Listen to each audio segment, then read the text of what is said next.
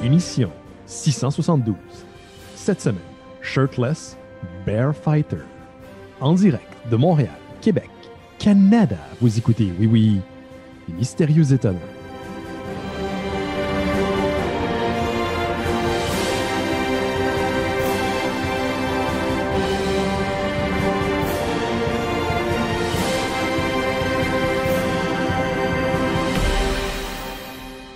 Bonjour à toutes et à tous. Vous écoutez Les Mystérieux Étonnants, une émission en balado-diffusion consacrée au BD et à l'ensemble de la culture populaire.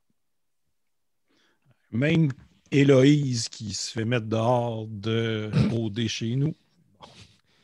Benoît Mercier au micro et cette semaine, je suis accompagné d'une équipe. C'est l'ensemble, je sais, je ne devrais pas juger. C'est l'ensemble de la culture populaire. Benoît Mercier au micro et cette semaine, je suis accompagné d'une équipe dont les membres se disent « Ah ouais, il faut passer par novembre pour arriver au mois de décembre. » C'est comme le mois que tu oublies, là. Novembre. Ah ouais, novembre. Je vous les présente à l'instant. Le premier, dans la nuit du 31 octobre au 1er novembre, il a tendu l'oreille par la fenêtre, il a entendu « Parapapam-pam ». Simon Chénier est avec nous. Salut Simon. T'es dans ton gros le moment de l'année. T'as vraiment entendu ça? Ah ouais. Écoute, moi, le 31, puis c'est même pas par choix. J'ai comme écouté un podcast qui parlait de chansons d'Halloween, puis après, il y avait un épisode sur les chansons de Noël. Fait que j'ai écouté l'épisode sur les chansons de Noël. Back à back.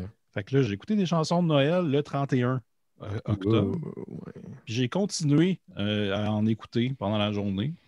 Puis le lendemain, j'ai fait mon sapin. Mais c'est ça, t'as fait déjà ton sapin. Mais tu l'as fait le premier. J'avais fait mon sapin, mais le premier, j'ai mis les décorations dedans. OK, tu l'avais juste monté, mais tu n'avais pas mis les décorations dans le sapin. Ça, il y avait un sapin avec des lumières, mais là, il est tout décoré. Il reste le village à faire en bas, puis à décorer le reste de l'appartement. Mais tu as toujours mis le sapin relativement tôt, mais là, il me semble que c'est la première fois que tu le fais avant Halloween. Pourquoi est la question que je me pose, et certainement qu'il y a des auditeurs, des auditrices qui se posent à la maison. Pourquoi? Ben, c'est juste un arbre lumineux. Ça fait du bien. Ça fait du bien. De lumière. Ouais, j'ai vu passer un article sur Radio-Canada qui parlait du fait que ça amenait une certaine chaleur pour les gens. Surtout d'autant plus cette année, là, où est-ce que tout est de la crap. Là. Je pense qu'avoir des belles petites lumières de Noël dans la maison pendant un certain temps, ça va aider. Mais moi, je ne sais pas, quand une fête est passée, comme une fête d'Halloween, je ne peux pas garder... T'sais, Noël, ça va. Noël après le jour de l'an, ça va. Les décorations de Noël, le temps des fêtes, tout ça. Mais après Halloween, je ne peux pas garder des décorations d'Halloween dans la maison. Je ne sais pas pourquoi, ça me gosse. Okay. Dès que le 31 est terminé, le lendemain, le premier, fuck off. Là, on crée ça aux poubelles, met ça dans le recyclage, serre ça dans notre placard, on sort l'année prochaine. Je ne peux pas avoir ça autour. Je ne sais pas pourquoi. Ça m'énerve. C'est peut-être mon côté OCD. Okay. Mais ça me gosse. Peut-être, ouais. Mais as-tu commencé à écouter des films de Noël juste pour te mettre dans le mood? Ouais, ben, tu sais, pendant l'Halloween, j'ai écouté des films d'horreur de Noël un peu. Puis hier, pendant que je faisais le sapin, j'ai écouté un film random. Tu sais, quelque chose que j'avais pas besoin de me concentrer, puis quelque chose que j'ai vu, que j'avais déjà vu, mais pas de quoi que ça me tentait d'écouter. Ouais, je comprends. La chose que tu mets juste ton cerveau à off. J'ai écouté The Christmas That Almost Wasn't. Puis c'est bien correct. Moi, je suis un gars sur YouTube qui s'appelle Adam de Woo. Puis c'est pas un YouTuber gossant, jeune, fringant qui a de la popularité en crissant des bibliothèques à terre. Là. Il fait le tour des États-Unis toute l'année. C'est très spécifique parce que je l'ai déjà vu dans des vidéos YouTube, c'est pas une joke. Puis c'est un gars d'un certain âge, je pense qu'il a mon âge à peu près, puis il fait juste le tour des États-Unis, puis il va s'arrêter à toutes les attractions plus ou moins cheap qui existent dans les haltes routières, dans les petites villes américaines, tu sais, les villes qui ne sont pas nécessairement collées sur une autoroute ou sur un grand artère. Puis, récemment, lui, il se paye des petites traites. Là, cette année, il va comme par exemple dans un hôtel à Walt Disney, des choses comme ça, des hôtels dans lesquels il n'a jamais passé la nuit. Et cette année, c'est la semaine passée, en fait, il l'a fait. Il a passé la nuit dans la maison de Christmas Story, que je sais qui est un de tes films de Noël préférés. Avec la jambe dans le salon, le sapin était mis, tout ça. Moi, j'aurais cru que c'était fermé. à cause de la pandémie. Il me semble qu'ils l'ont changé en musée il n'y a pas trop longtemps. Il a passé la nuit dedans, ça a l'air. OK. Je ne savais pas que tu pouvais passer la nuit là-dedans. Je veux revenir sur quelque chose, Simon. La semaine passée, non, ça va, là, je suis correct. Crafty Ben est ma nouvelle identité, là, mais ça va. Les gens ont beaucoup peur. Je vous ai entendu commenter quand j'ai eu le show de la semaine dernière, l'épisode 671. Ouais. Ça va bien, là. C'était une joke, le Crafty Ben. Oui. Est-ce que c'en est une? En tout cas, on ne sait pas trop. Ben, c'est ça. Tu dis que c'est une joke, mais tu sais... On ne sait pas. C'est peut-être un cri à l'aide camouflé. Peut-être que même mon interaction actuelle est un cri à l'aide camouflé. On ne sait pas. Peut-être. Mais merci à tous ceux et celles qui m'ont envoyé leur équivalent Crafty Ben style. J'ai jamais reçu autant de photos de beurre de peanut dans ma vie. En fait, je ne pensais même pas dire cette phrase-là à un moment donné dans ma vie. Mais vous avez tout amené des variantes assez comiques au beurre de peanut evil de ma première chronique de Crafty Ben, combiné avec le petit fantôme en papier essuie-tout. C'était bien comique. J'en ai partagé plusieurs sur le Facebook des Mystérieux Étonnants. Si ça vous intéresse, allez jeter un coup d'œil au Facebook des Mystérieux. J'étais agréablement surpris. Ça m'a fait beaucoup rire. Puis notre amie Laurane, qui a déjà participé à l'émission dans l'époque, a vraiment upstagé tout le monde. Elle a fait une illustration des deux nonos Evil parce qu'elle sait très bien dessiner. Et son fantôme qu'elle a fait avec un surligneur est absolument charmant. Malheureusement, son copain Nicolas n'était pas surpris. Il n'a pas eu peur. Il a été amusé, dit-on. Je crois que peut-être que Nicolas est habitué à l'épouvante parce que moi, je persiste pour dire que c'est extrêmement épeurant, tout ça, ces décorations. Crafty Ben sera de retour. Pas cette semaine, il ne faut pas abuser des bonnes choses. Mais je vous reviens avec des idées. Noël, là. Ben oui, ben justement, thématique Noël. Moi, j'ai l'intention de me mettre dans l'atmosphère du temps des fêtes assez rapidement. Et Crafty Ben sera là pour vous accompagner dans vos démarches. Parce qu'en 2020, l'an zozo... J'ai hâte de voir comment tu vas déguiser, tu vas dessiner sur un autre pot de beurre de peanut pour la rendre Noëlée. Je sais pas en fait ce que je vais faire. C'est tout le temps de la crap que je trouve dans mon appartement. Parce que j'essaie de sortir le moins possible. Mais tu vois, j'ai fait une marche dans les derniers jours et je suis passé, je ne savais pas, mais il y a un magasin d'artisanat à côté de chez nous. Et je pense qu'il sera bientôt un lieu très fréquenté de Crafty Ben. Ouais. Ton spot. Mon spot. Ils vont me connaître par mon nom. J'en profite pour remercier tout le monde aussi qui ont été présents, extrêmement présents durant le mois d'octobre sur le Discord des Mystérieux Étonnants. On a organisé pratiquement quelque chose tous les soirs. Simon, toi, a fait une soirée clip qui était absolument hallucinante. Ça s'appelait d'ailleurs les clips hallucinés de Simon Chénier. Merci Étienne Forêt. Si vous êtes membre Patreon des Mystérieux Étonnants, ça vous donne accès au Discord qui est un serveur privé pour les membres Patreon. Une belle petite communauté qui est présente là sur cette plateforme. On échange, on écoute des choses ensemble et il y a certaines activités qu'on va organiser dans le mois de décembre qui vont être exclusives, encore une fois, pour le Discord des Mystérieux. Merci encore à tous ceux et celles qui font en sorte qu'on garde les lumières allumées. Année est difficile pour tout le monde, mais vous avez été au rendez-vous en 2020 au niveau Discord, au niveau Patreon, puis au niveau des contributions. C'était fortement apprécié. Sans vous, on ne peut pas garder la machine allumée très, très, très longtemps. Donc, merci à tout le monde. C'était très, très cool. On va refaire ça, c'est certain. On a des longs mois d'hiver à traverser ensemble, donc on va essayer de se divertir mutuellement. Puis si on peut le faire avec les Mystérieux Étonnants, ben écoute, ça aura servi au moins à quelque chose, cette maudite émission-là. Il faut bien que ça serve à quelque chose. Simon, je vais passer dans la première nouvelle. C'est vrai. Puis après, on va continuer. On attend notre ami Laurent Boutin. Je n'ai pas le choix d'en parler du 31 là, octobre, dans la nuit du 31 octobre. Pas la nuit du 31 octobre. Ce que je veux dire, c'est que dans les 48, 24 heures derniers, là, il y a bien des affaires qui se sont passées. C'est assez un petit peu intense. Et on a appris le décès de l'acteur d'origine écossaise, Sean Connery, qui, bien sûr, est connu pour avoir incarné de nombreux personnages au petit écran, dont James Bond, qui est sans doute son plus populaire. Il est décédé à l'âge de 90 ans dans son sommeil aux Bahamas, entouré de sa famille. Sean Connery avait incarné James Bond pour la première fois en 1962 dans Dr. No. Il a poursuivi l'incarnation du personnage dans From Russia with Love, Goldfinger, Thunderball, You Only Live Twice. Il a arrêté pendant un bout, il est revenu en 1971 pour Diamonds Are Forever et Never Say Again. Ça a été son dernier. Malgré qu'on pourrait dire qu'il réincarne un James Bond dans The Rock de Michael Bay, c'est un peu son personnage. Là. C'est un petit clin d'œil à la carrière qu'il a fait en en tant que James Bond. Il a laissé une marque importante sur le cinéma, bien sûr, en tant que James Bond. Il a été également le père d'Indiana Jones. Il a joué dans Highlander. Il a été dans The Untouchables. D'ailleurs, il a gagné un Oscar pour meilleur rôle de soutien dans ce film-là. Donc, c'est un gros personnage du cinéma qu'on perd. Encore une fois, 2020 est un peu cruel avec nous.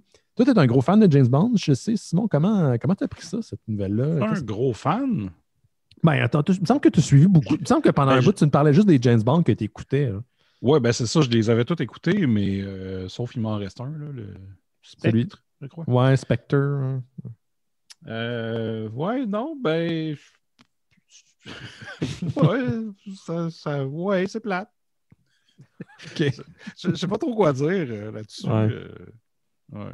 Mais je me souviens quand j'étais jeune, ma mère, elle avait vu le film Robin des Bois avec Kevin Costner. Ah oui, c'est vrai, il était dedans. Puis c'est ça, il y a un caméo dedans. Puis là, ma mère, elle disait, tu ne devineras jamais c'est qui joue le roi. Puis là, j'ai nommé plein de monde que moi, jeune garçon, aimait, genre John Candy, Rick Moranis. Bill Murray. Puis là, elle était comme déçue que je ne sache pas que c'était Sean Connery. Fait que quand je l'ai vu, j'ai vu, ah, c'est Sean Connery. OK. Mais tu les as presque tout écoutés. Tu trouves-tu que c'est le meilleur James Bond? C'est le plus iconique, je te dirais. C'est peut-être pas mon préféré, mais je pense que c'est lui, James Bond, en même temps. Ouais, c'est lui qui a fait là-bas. C'est qui ton préféré? C'est pas une opinion populaire, mais c'est Timothy Dalton. Pourquoi c'est pas une opinion populaire? Les gens n'aiment pas Timothy Dalton? Bon, en général, c'est pas le plus apprécié. Il en a fait 2 seulement, puis c'est ça. Même son premier n'est pas super bon, mais le deuxième était tellement bon. Puis lui, en tant que tel, était un bon James Bond, je trouvais. OK. Mais c'est ça. Mais ouais, non, c'est sûr que Sean Connery, c'est le James Bond le prototype de James Bond. Là. Tous les autres James Bond vont être comparés à Sean Connery. Là. Ouais.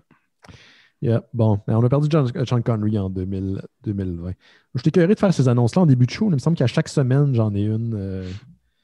J'ai comme une annonce d'un décès d'un personnage important. Là. Mais je pense que ça va arriver de plus en plus parce que parce qu'on vieillit. Nos héros vieillissent.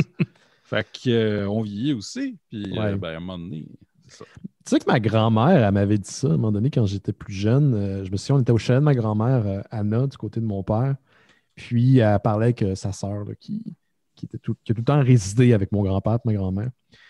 Et ils ont dit, telle personne est décédée. Puis là, je dis, mais c'est qui? Puis, c'est un acteur, je pense un acteur québécois quelconque qui avait joué à la télévision. Puis elle m'a dit, puis ça m'a tellement marqué, j'étais jeune, j'avais peut-être 10-12 ans. Là. Je m'en souviens encore aujourd'hui à presque 40. Elle dit, tu vas voir, en vieillissant, toutes les personnes que tu as aimées à la télévision, au théâtre, vont de plus en plus mourir. Puis, tu sais, comme tu dis ça, un kid, tu fais genre, je m'en rends compte depuis 2016, on dirait qu'il y a une multiplication, ça n'arrête plus là, d'acteurs qu'on a aimés. Moi, je veux juste pas perdre Bill Murray en 2020. On peut-tu comme garder Bill Murray safe, passer au travers de cette style marde-là? 2021. Ouais. Ben, on peut-tu au moins le garder jusqu'à temps que ce soit fini, là? Ouais. Je sais pas à Bill Murray, je sais pas à mon Bill Murray. Déjà que tout le monde, là, quand Rick Moranis s'est fait puncher dans la face, là, on dirait que tout le monde a... Tu sais, quand il y a un combat dans un bar, puis tout le monde va pour lever de leur chaise dans un film, c'est lever de leur chaise, là. Tout le monde a fait ça, là, comme « Wow, tu touches pas à Rick fucking Moranis. » On vient juste de l'avoir dans une pub de téléphone cellulaire avec Ryan Reynolds. C'est pas vrai qu'on va leur perdre. Là. Fait que touche pas à mon Rick Moranis.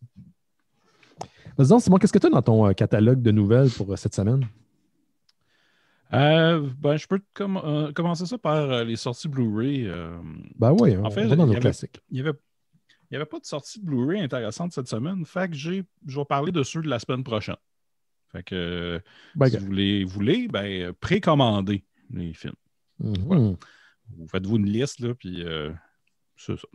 Le premier que je vais vous parler, c'est The Brides of Dracula. Un film de 1960.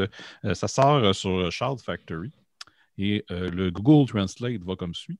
Un jeune enseignant en route pour un poste en Transylvanie aide un jeune homme à échapper aux chaînes que sa mère lui a mises. Boy, okay. Ce faisant, elle déchaîne innocemment à nouveau les horreurs des morts vivants sur la population, y compris celle de son école pour femmes. Heureusement pour certains, le docteur Van Helsing est déjà en route. Fait que c'est pas nécessairement des vampires, c'est des morts vivants. En fait, les vampires, c'est des morts vivants. Ouais, je pense que probablement ce que Google a traduit, c'est undead. Ouais. Donc, undead, d'après moi, Google l'a traduit en mort-vivant. Parce qu'un undead, c'est un non-mort. C'est avec Peter Cushing qui reprend son rôle de Dr. Van Helsing. Yes. Mais ce que je comprends, c'est que dans le film, il n'y a pas Dracula. C'est juste les femmes de Dracula. Okay. C'est comme un titre qui veut comme englober le fait qu'il y a des femmes vampires. Ouais. Puis c'est réalisé par un certain Terence Fisher qui a fait plusieurs films pour la Hammer, dont The Two-Face of Dr. Jekyll, The Curse of the Werewolf, The Phantom of the Opera, Dracula, Prince of Darkness, Frankenstein, Created Woman, The Devil Rides Out, Frankenstein Must Be Destroyed et Frankenstein and the Monster from Hell. Tabarnak, il en a fait là, du Monster feature. C'est intense. Ouais. C'est-tu tout dans le même univers? Est-ce que tu sais? Je ne suis pas un expert en la Hammer, mais peut-être. Mais en fait, ce que je comprends, c'est que souvent, mettons, dans un film, tu sais, dans les films de Dracula, Peter Cushing va jouer Dr. Van Helsing, mais dans l'autre film, il va jouer Frankenstein ou whatever. Tu sais, ouais, ils vont je pense qu'il changer de rôle. Là. Ouais. Okay. Mais ouais, c'est ça. Sinon, un autre film qui sort, ça, c'est un vieux B-movie en noir et blanc là, qui s'appelle How to Make a Monster. Un film de 58. C'est lorsque le maître maquilleur monstre Pete est limogé par les nouveaux patrons des studios américains internationaux, il utilise ses créations pour se venger. C'est un petit peu un film méta avant son temps, peut-être. Ben oui. Ben moi, je verrais une version Chambre en ville avec Pete Pilola, version diabolique, là. Très terrifiante, ce serait le fun, ça. Ah, ça serait malade. Surtout que j'ai vu que tu as partagé sur Instagram aujourd'hui une story où Chambre en ville est allé full paranormal. Il y a une séquence de rêve avec des fantômes. J'ai pas trop compris. Ouais, c'est ça. Ben là, il y a Caroline qui vient de mourir. Puis là, il y a Louise qui a comme rêvé qu'elle la voyait devant une porte de lumière.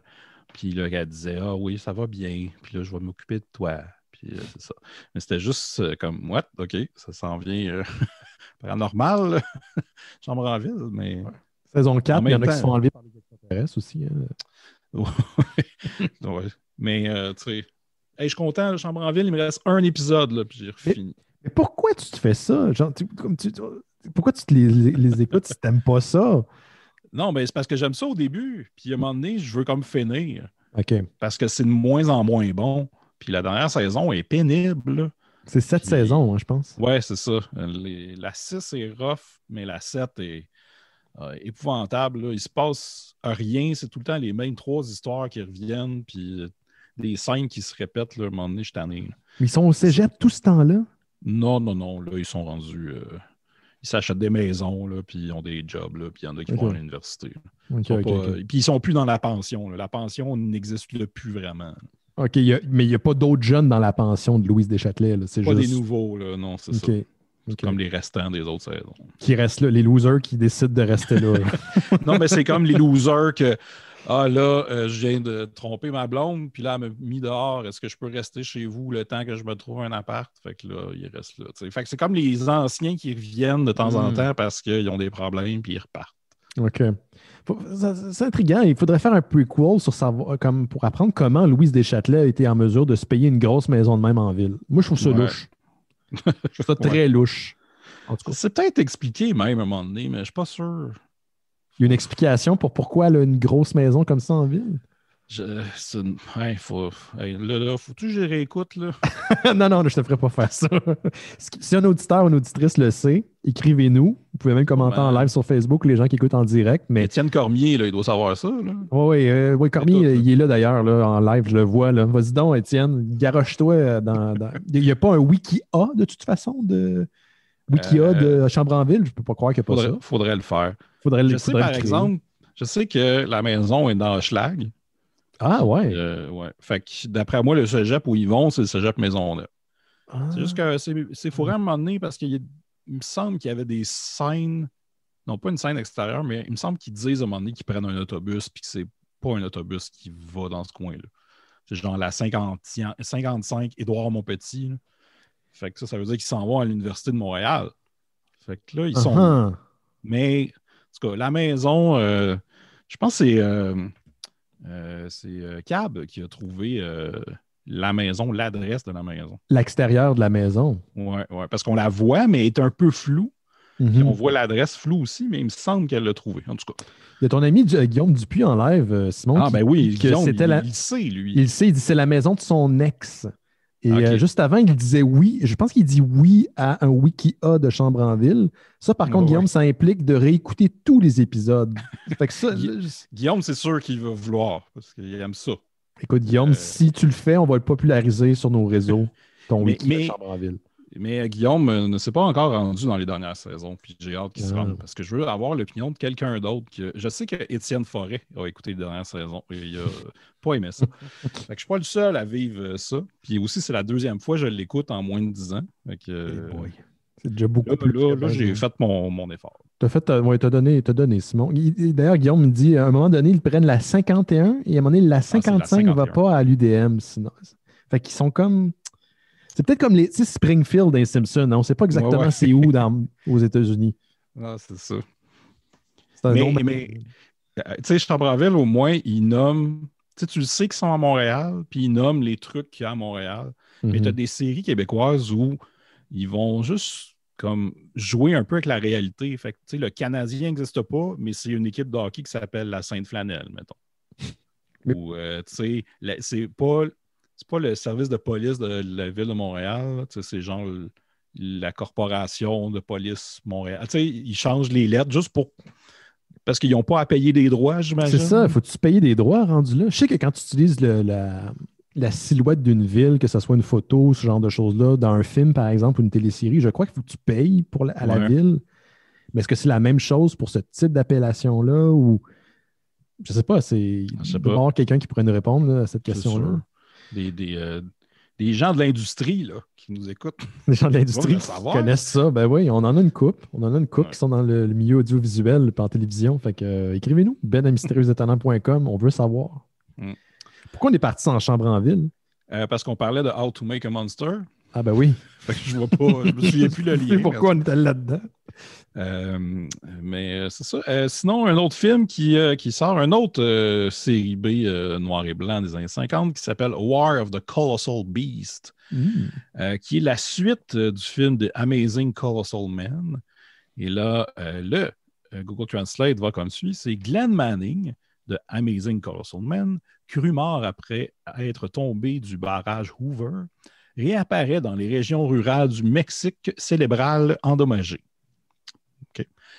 Défiguré et très affamé. OK, lui, il était endommagé. Je pensais que le Mexique était cérébral endommagé. Là, j'étais plus sûr.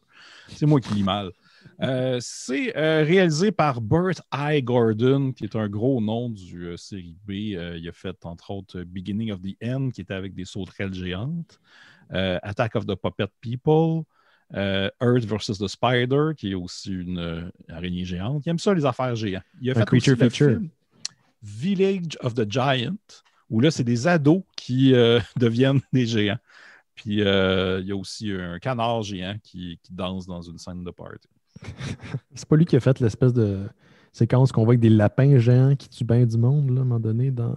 Food of the Gods, oui. C'est lui qui l'a fait. Fait que lui, finalement, il prenait des gros plans d'animaux puis il sacrait ça dans des films. C'est sa spécialité. Ah bon, c'est sa spécialité, c'est des gros plans d'animaux. Son shtick.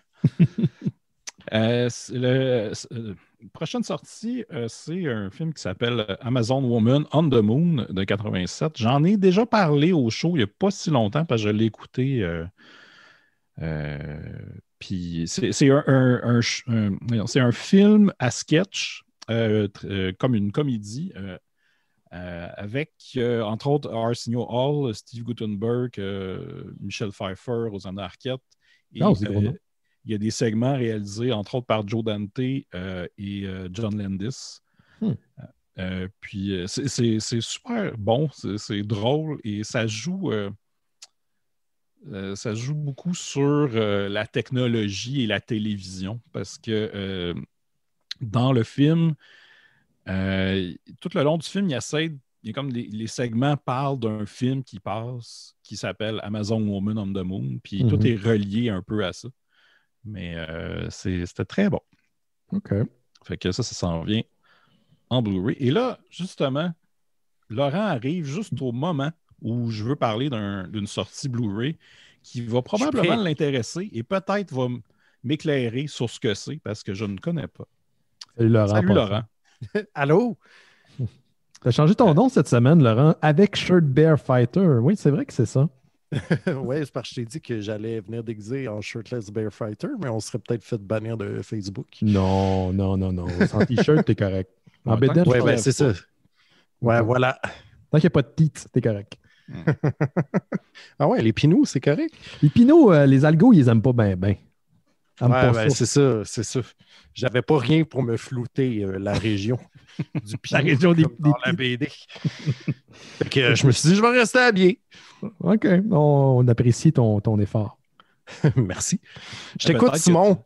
Peut-être que tu n'as pas de pantalon présentement aussi. Ah, who knows? Hey, sacrément, juste, excuse-moi à partir, Simon, mais quand j'ai commencé à lire la BD de cette semaine, dont on va parler en fin d'émission, les premières lignes de l'introduction de Duncan Jones qui parle de la BD, ça dit un homme qui ne porte pas de pantalon. Là. Puis comme je pensais tout de suite à Laurent, qui lui n'est pas capable de garder ses pantalons quand il arrive chez lui. Ben, quoi, c'est vraiment fait pour juste pas me promener les oies à l'air. Là. Ben là, tu mets personne ne peut dire que je suis comme yeah, right, je suis content d'être en pantalon. Moi, j'aime ça. Moi, je peux pas le concevoir. Je peux pas mettre de pantalon, sinon j'ai l'impression de ne pas être en mesure de pouvoir travailler. C'est vrai que tu es un never nude. Moi, je suis un never nude. Tout le temps. Non, moi je tout le temps, au moins une pièce de vêtements sur moi. Ouais, pour avoir habité avec toi, des fois, j'aurais aimé ça qu'il y en ait plus de pièces. Mais bon. J'avais toujours un boxeur. Oui, au moins. Mais des fois, tu sais, l'imagination. Ah oui? Y avait-tu des trous? Non. Il fallait juste que je regarde comme genre David Bowie dans Labyrinthe style. Non, pas tant que ça. Là, ouais. Genre, hey, je peux pas regarder ailleurs. Je sais qu'il y a des froufrous là-dedans, mais... Le bras d'un bébé mort qu'il y a là-dedans ou il est content de me voir? Oui. Ouais, hey, c'est le fun. Ben oui. Oui, je t'écoute. Oui, c'est ça. C'est qu'il y a une sortie qui s'appelle Kaiju Clash Double Feature. Donc, c'est deux films de Kaiju que je ne connais pas parce qu'ils sont quand même assez récents aussi, 2005 et 2009 respectivement. Ça s'appelle Reigo, King of the Sea Monsters et Raiga, God of the Monsters. Faut pas forcer ses noms ben. Hein? Donc, je ne sais pas si ça dit quelque chose, Laurent. Ça me dit absolument rien, mais ça m'excite beaucoup. Reigo, King of the Sea Monsters, c'est un monstre marin géant fait des ravages sur un cuirassé après qu'une de ses petites est tuée par le navire. Donc, c'est une maman qui se mange. OK.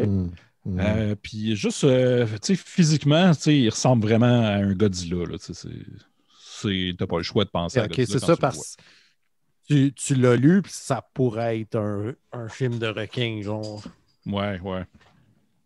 Mais non, il est grand, ça m'intéresse. gros et tout ça. Et Raiga, qui est lorsque l'écosystème terrestre est perturbé en raison du réchauffement climatique, une pléthore de monstres marins préhistoriques font la guerre au Japon. Menés par le puissant Raiga, les monstres ravagent la ville d'Asakusa. Donc, c'est ça. J'ai pas plus de détails. Qui sort ça? C'est ça, j'ai même pas regardé c'était quoi le studio.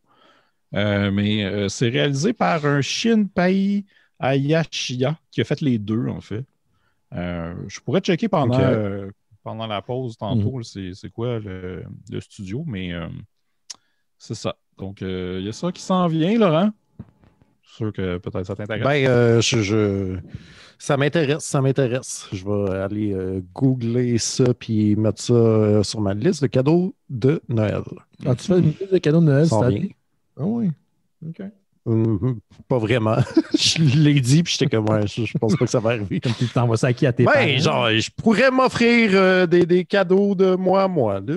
Ben, moi, je fais ça tout le temps. Ça va être ça cette année, là. Ah si oui, je mets ça sur le compte de ça va préserver ma santé mentale, c'est correct, right?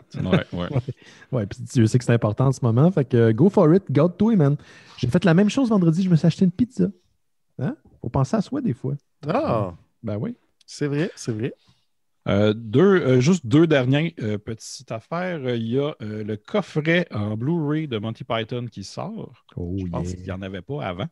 Même si j'imagine qu'ils sont encore sur Netflix, mais pour ceux qui aiment le format physique, il y a une copie. Et il y a aussi Bill et Ted Face the Music qui sort en Blu-ray. Déjà? Ouais. OK. Wow. On a fait la critique dans le cadre de l'émission. Si Monty Python. Les Monty Python, c'est les films, c'est ça? Non, c'est pas les épisodes de c'est les séries de Flying Circus, saison 1 à 4. Wow, ah ouais, wow. OK. As-tu le prix pour ça? Intéressant. C'est quand même assez cher. Je peux aller voir, mais ça doit être quand même rendu abordable, j'imagine. Okay. Sinon, on va checker avec... qui achète des Blu-ray à cette heure? Ben, toi. Il y a toi qui fait rouler les... Clairement, toi. Ouais. Il y a quelqu'un, je pense qu'il y a des gens chez Amazon qui prennent des paris ou chez Sharp Factory. Genre, il y a un bouton rouge qui s'allume. C'est vrai. De quoi dans ton cart? Bang, on sait que tu t'en viens, Colin. OK, ben gars, on va passer à Laurent pendant ce temps-là, Simon. Ouais, c'est ça, je le cherche. Salut, bon, Laurent. Et les gens aiment beaucoup ton pull en ligne, Laurent. On dit qu'il est très beau. Laurent n'est pas en pull, il est juste en chest. Il y a beaucoup de poils. Non, ça aurait l'air plus fuzzy que ça si c'était pas un pull. Un peu plus du côté d'une lame d'acier. Quoi? Le look, je sais pas, moi je cherche. Ah, OK. Non, je chaîne pas comme telle la lame. Ben, je pense, en tout cas. Laine de lame d'acier? Lame d'acier, excusez-moi. En tout cas, une laine d'acier. Il manquait un mot dans ma phrase. Ben, ouais. OK, c'est ça. On n'avait pas compris. Non. On n'avait pas compris. OK, j'ai vu une nouvelle comme quoi il y a un retour des Tiny Toons. Oui. Il y a du monde qui nous ont écrit pour nous dire ça. On est-tu énervé? Ben, je sais pas, en fait. Je garde un bon souvenir de quand j'écoutais quand j'étais petit, le samedi matin. Mais je sais pas si ça a bien vieilli. J'en ai pas revu depuis. J'aime ça écouter des vieux Looney Tunes, mais les Tiny Toons, dans mon souvenir, c'était frénétique et très, très, très extatique, mettons. Hein? Je me souviens que jeune. Ça peut être le fun. Je me souviens que jeune, je voulais juste avoir les vrais Looney Tunes. C'est comme pourquoi tu me donnes une version. Ouais. Je voulais les vrais Looney Tunes, là. Pas les Tiny Toons. Mais bon. J'aimais beaucoup la chanson. La chanson rentre dans la tête. Ouais. On est petit et gentil. Un peu barjot. Et un peu barjot aussi. C'est nous, ça. On dit jamais ça. Hein? Ouais. Non, on dit jamais barjot. On devrait ramener barjot de l'avant. En 2021, on ramène barjot. Je suis barjot pour cette toubib. Ou comme Jake là, dans le ouais, la bidoche me rend barjot. Ouais, ça tu fais référence à notre game à l'appel de Cthulhu. Oh my god. Et ouais. La fac et la bidasse en délire. Parlant de la fac, ce projet de Tiny Toons-là s'appelle Tiny Toons Looniversity. Donc, ça ne sera pas les tout petits Tiny Toons. Ils vont avoir vieilli, puis ils vont aller à l'université, donc. À la fac. Fait que ça va être genre des ados Looney Tunes. C'est Warner Bros. Animation et Amblin Television qui sont derrière ça. Steven Spielberg qui est executive producer. Ça a l'air qu'il y a été déjà ça sur le show des Tiny Toons dans les années 90. Ça devrait jouer sur HBO Max et Cartoon Network et il y a déjà 2 saisons de commandées. Donc, en tout cas, si ça nous excite, on va en avoir pour notre argent. Il n'y a pas de date de sortie encore, ceci dit. Mais je suis quand même curieux. Ouais, écoute. Les affaires d'ado. On aime ça, les cartoons. Plus de cartoons, ça va. Plus de cartoons. Ouais, c'est vrai. Je suis jamais se plaindre de ça. Hein? Non, mais non, vraiment pas. Je suis un peu l'élan que tu as lancé, Laurent. Je reste dans un peu l'animation. La semaine passée, c'est une toute petite nouvelle, pas une petite nouvelle, mais une nouvelle courte. On a appris que Ubisoft et Netflix ont annoncé un partenariat pour développer des projets basés sur leur populaire franchise d'Ubisoft qui est Assassin's Creed. Donc, il va y avoir une série live action donc, qui implique des vrais acteurs qui vont être diffusés éventuellement sur Netflix. Ça semblerait que ça va couvrir une nouvelle zone temporelle ou une période temporelle qui n'a jamais été couverte auparavant dans le cadre des jeux de Assassin's Creed. Je ne les connais pas toutes, il y en a beaucoup. Et ça sera suivi de d'autres projets d'animation. Donc, on parle d'animation dite plus régulière et aussi animation style animé japonais. Donc, ce seront d'autres propriétés développées dans le cadre du partenariat Ubisoft-Netflix. En ce moment, la série d'Ubisoft est en train de chercher un showrunner, donc une personne qui est en charge du projet pour contrôler, gérer le tout. On n'a pas plus de détails pour l'instant. Envoie ton CV. Oh, pas moi qui va travailler là-dessus, ça c'est pas mal certain. Sinon, rapidement, je reste dans le milieu du petit écran. 5 ans après avoir quitté le Daily Show et Comedy Central, Jon Stewart va faire un retour au petit écran prochainement. Jon Stewart vient de signer avec Apple pour une émission d'affaires publiques. C'est un contrat qui va s'échelonner sur plusieurs années. On parle d'une émission d'1 heure, un thème par émission, qui va explorer les sujets qui font actuellement partie de la conversation nationale aux États-Unis, donc les grands enjeux politiques et sociaux, et aussi des causes humanitaires que Jon Stewart affectionne particulièrement. On sait qu'il est très proche des premiers répondants qui ont été, les premiers répondants lors du 11 septembre, aussi qui ont fait partie des opérations de nettoyage et de sauvetage dans les mois qui ont suivi sur Ground Zero. Et pendant longtemps, il a utilisé sa popularité pour aider leur cause parce qu'on voulait enlever leur financement pour leurs soins médicaux, ce qui est absolument aberrant. Je ne comprends pas comment on peut considérer ça, mais bon. Donc, l'émission sera d'1 heure, comme je l'ai mentionné. Ça sera, et ce qui est vraiment bizarre et particulier, j'imagine que quand tu es Jon Stewart, tu peux te le permettre, ça ne sera pas attaché à une cage horaire particulière. Ça va être un peu n'importe quand Jon Stewart, ça y tente. Donc, un épisode pourrait sortir, disons, je ne sais pas moi, une semaine et le prochain, on ne sait pas quand.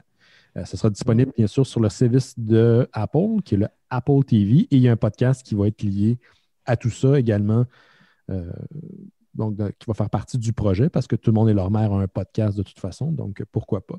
Donc, je suis bien content. Moi, j'aime Ma mère a un podcast? Ta mère a certainement un podcast, Laurent. Tu ne sais pas, mais... Parce que nos mères, ensemble, ont un podcast où ils parlent de nous autres. Qu'est-ce que tu penses qu'ils se disent? Sont-ils déçus? Oui. Moi, ma mère est déçue. Non, ils ne sont pas déçus, mais ils ne comprennent pas.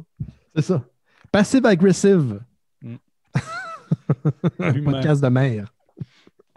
Donc, ouais. Ça se perd de faire. Ça va faire fureur, tu vas voir. Ça va faire fureur, Laurent. Laurent qui il réfléchit beaucoup trop à l'idée que je viens de lancer dans les airs. Non, mais tu sais, c'est parce que je le visualise ben trop, puis là, je suis en train d'imaginer que, genre, ce podcast-là devient plus big que les mystérieux, genre, que, tu sais, comme tous les nouveaux auditeurs, c'est parce qu'ils ont écouté le podcast de nos mères qui sont comme, c'est vrai qu'ils ont l'air un peu focal, ces gars-là, on va aller voir de quoi ils en retournent, genre. J'ai bien hâte à leur live au brouhaha, avec ma mère complètement saoule vers la fin de l'émission de 3 heures, qui n'est pas capable de savoir ce qui s'enligne. Ça va être magique. J'ai beaucoup hâte à ça. Les photos vont Et juste comme le gros nez, c'est du bord de son père. Okay. Écoute, ça paraît que tu n'as pas vu ma mère parce que ce nez-là, il appartient pas à celui de mon père. Au côté de mon père. Non, je dois le dire, je retiens ma mère là-dessus. Ouais. Là, OK, on va arrêter de stresser. Ce podcast-là n'existe pas et n'existera jamais. J'ai l'impression qu'on est comme dans... Tu sais, la phase quand tu te réveilles d'un rêve vraiment fucked up et tu n'es plus sûr si ça s'est passé pour vrai ou t'es mélangé, comme la fois que je me suis réveillé pensant que j'ai joué le chum de Jessica Barker dans un sitcom. J'étais sûr que c'était vrai, puis j'étais allé voir sur Wikipédia. Pendant genre les 30 secondes après mon réveil.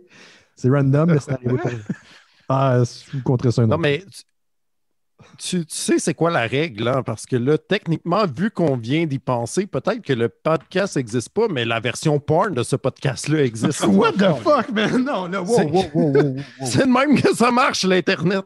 Non. Je veux même pas qu'on aille là. On n'ouvre pas cette porte-là, Laurent. C'est bon, c'est fini. On a fait le tour. J'ai tellement de titres qui me passent en tête en plus. Bon, dis-en donc un. Les vicieuses étonnantes. Oh non! Voilà. Oh non! Ah, il est allé là. Ah, je suis allé, écoute, c'est zozo, hein? C'est très zozo. Très Rien zozo. à perdre. Dans un univers parallèle, ce podcast-là existe, malheureusement. C'est sûr. Vas-y donc, Simon, une question de nous faire changer de sujet. Oui, OK. Est-ce que vous voulez que je vous parle des films que j'ai écoutés, mes derniers films d'Halloween? Il y a Maxime Gervais qui vient d'écrire dans le live les MILF férieuses étonnantes. Dans le sens de MILF. Bravo. Très bon, Max. Salut Max, es-tu dans ton bain? Ah non, je pense pas qu'il nous écoute dans. Ah, peut-être qu'il nous écoute dans son bain. Répondre. Ben oui, c'est ça. Ouais, j'ai vu qu'il nous écoutait dans le bain. Oui, ça a l'air que ça voit le calme. Excuse-moi, Simon, je t'ai coupé pour. Ah, pas de problème. Mais c'est ça. Est-ce que vous voulez que je vous parle des films d'Halloween que j'ai regardés la semaine dernière? Ben oui. Qu'est-ce que j'ai failli acheter sur eBay un peu sous dans la nuit de vendredi à samedi? Commençons par le plus classique, puis on finira avec l'histoire de boisson. OK. Ouais, je suis vraiment intrigué quand même. En fait, j'étais pas sous, j'étais plus drogué. Oui. Hop là. Voilà. Tu vois, là, là, ma mère, là, dans l'épisode qu'ils font, cet épisode-là, là, elle est comme, là, je sais pas quoi faire avec ça. En 2020, il consomme. C'est pas un gars qui consommait, vraiment. Non, vraiment pas. C'est ça. Une fois, je t'ai vu geler. C'est tout. Fin de l'anecdote. Hey, ça avait l'air le fun, Simon. Ouais. Ben, OK, je vais vous parler des films que j'ai regardés. Premier que je vais vous parler, et je vais demander l'opinion de Benoît aussi. J'ai regardé Scream 4, que je n'avais jamais vu. Ouais. Et je sais que toi, tu as fait une bifurcation là-dessus récemment. Mais sauf que, vu que je ne paye pas pour le Patreon de mon propre podcast, je ne peux pas écouter les bifurcations. Fait que c'est quoi ton opinion sur Scream 4? J'ai beaucoup d'opinions sur Scream 4. Moi, Scream, c'est une franchise que j'aime beaucoup. J'adore le 1, le 2. Moi, l'ordre de mes films favoris dans la série des Scream, c'est 1, 2, 4, 3.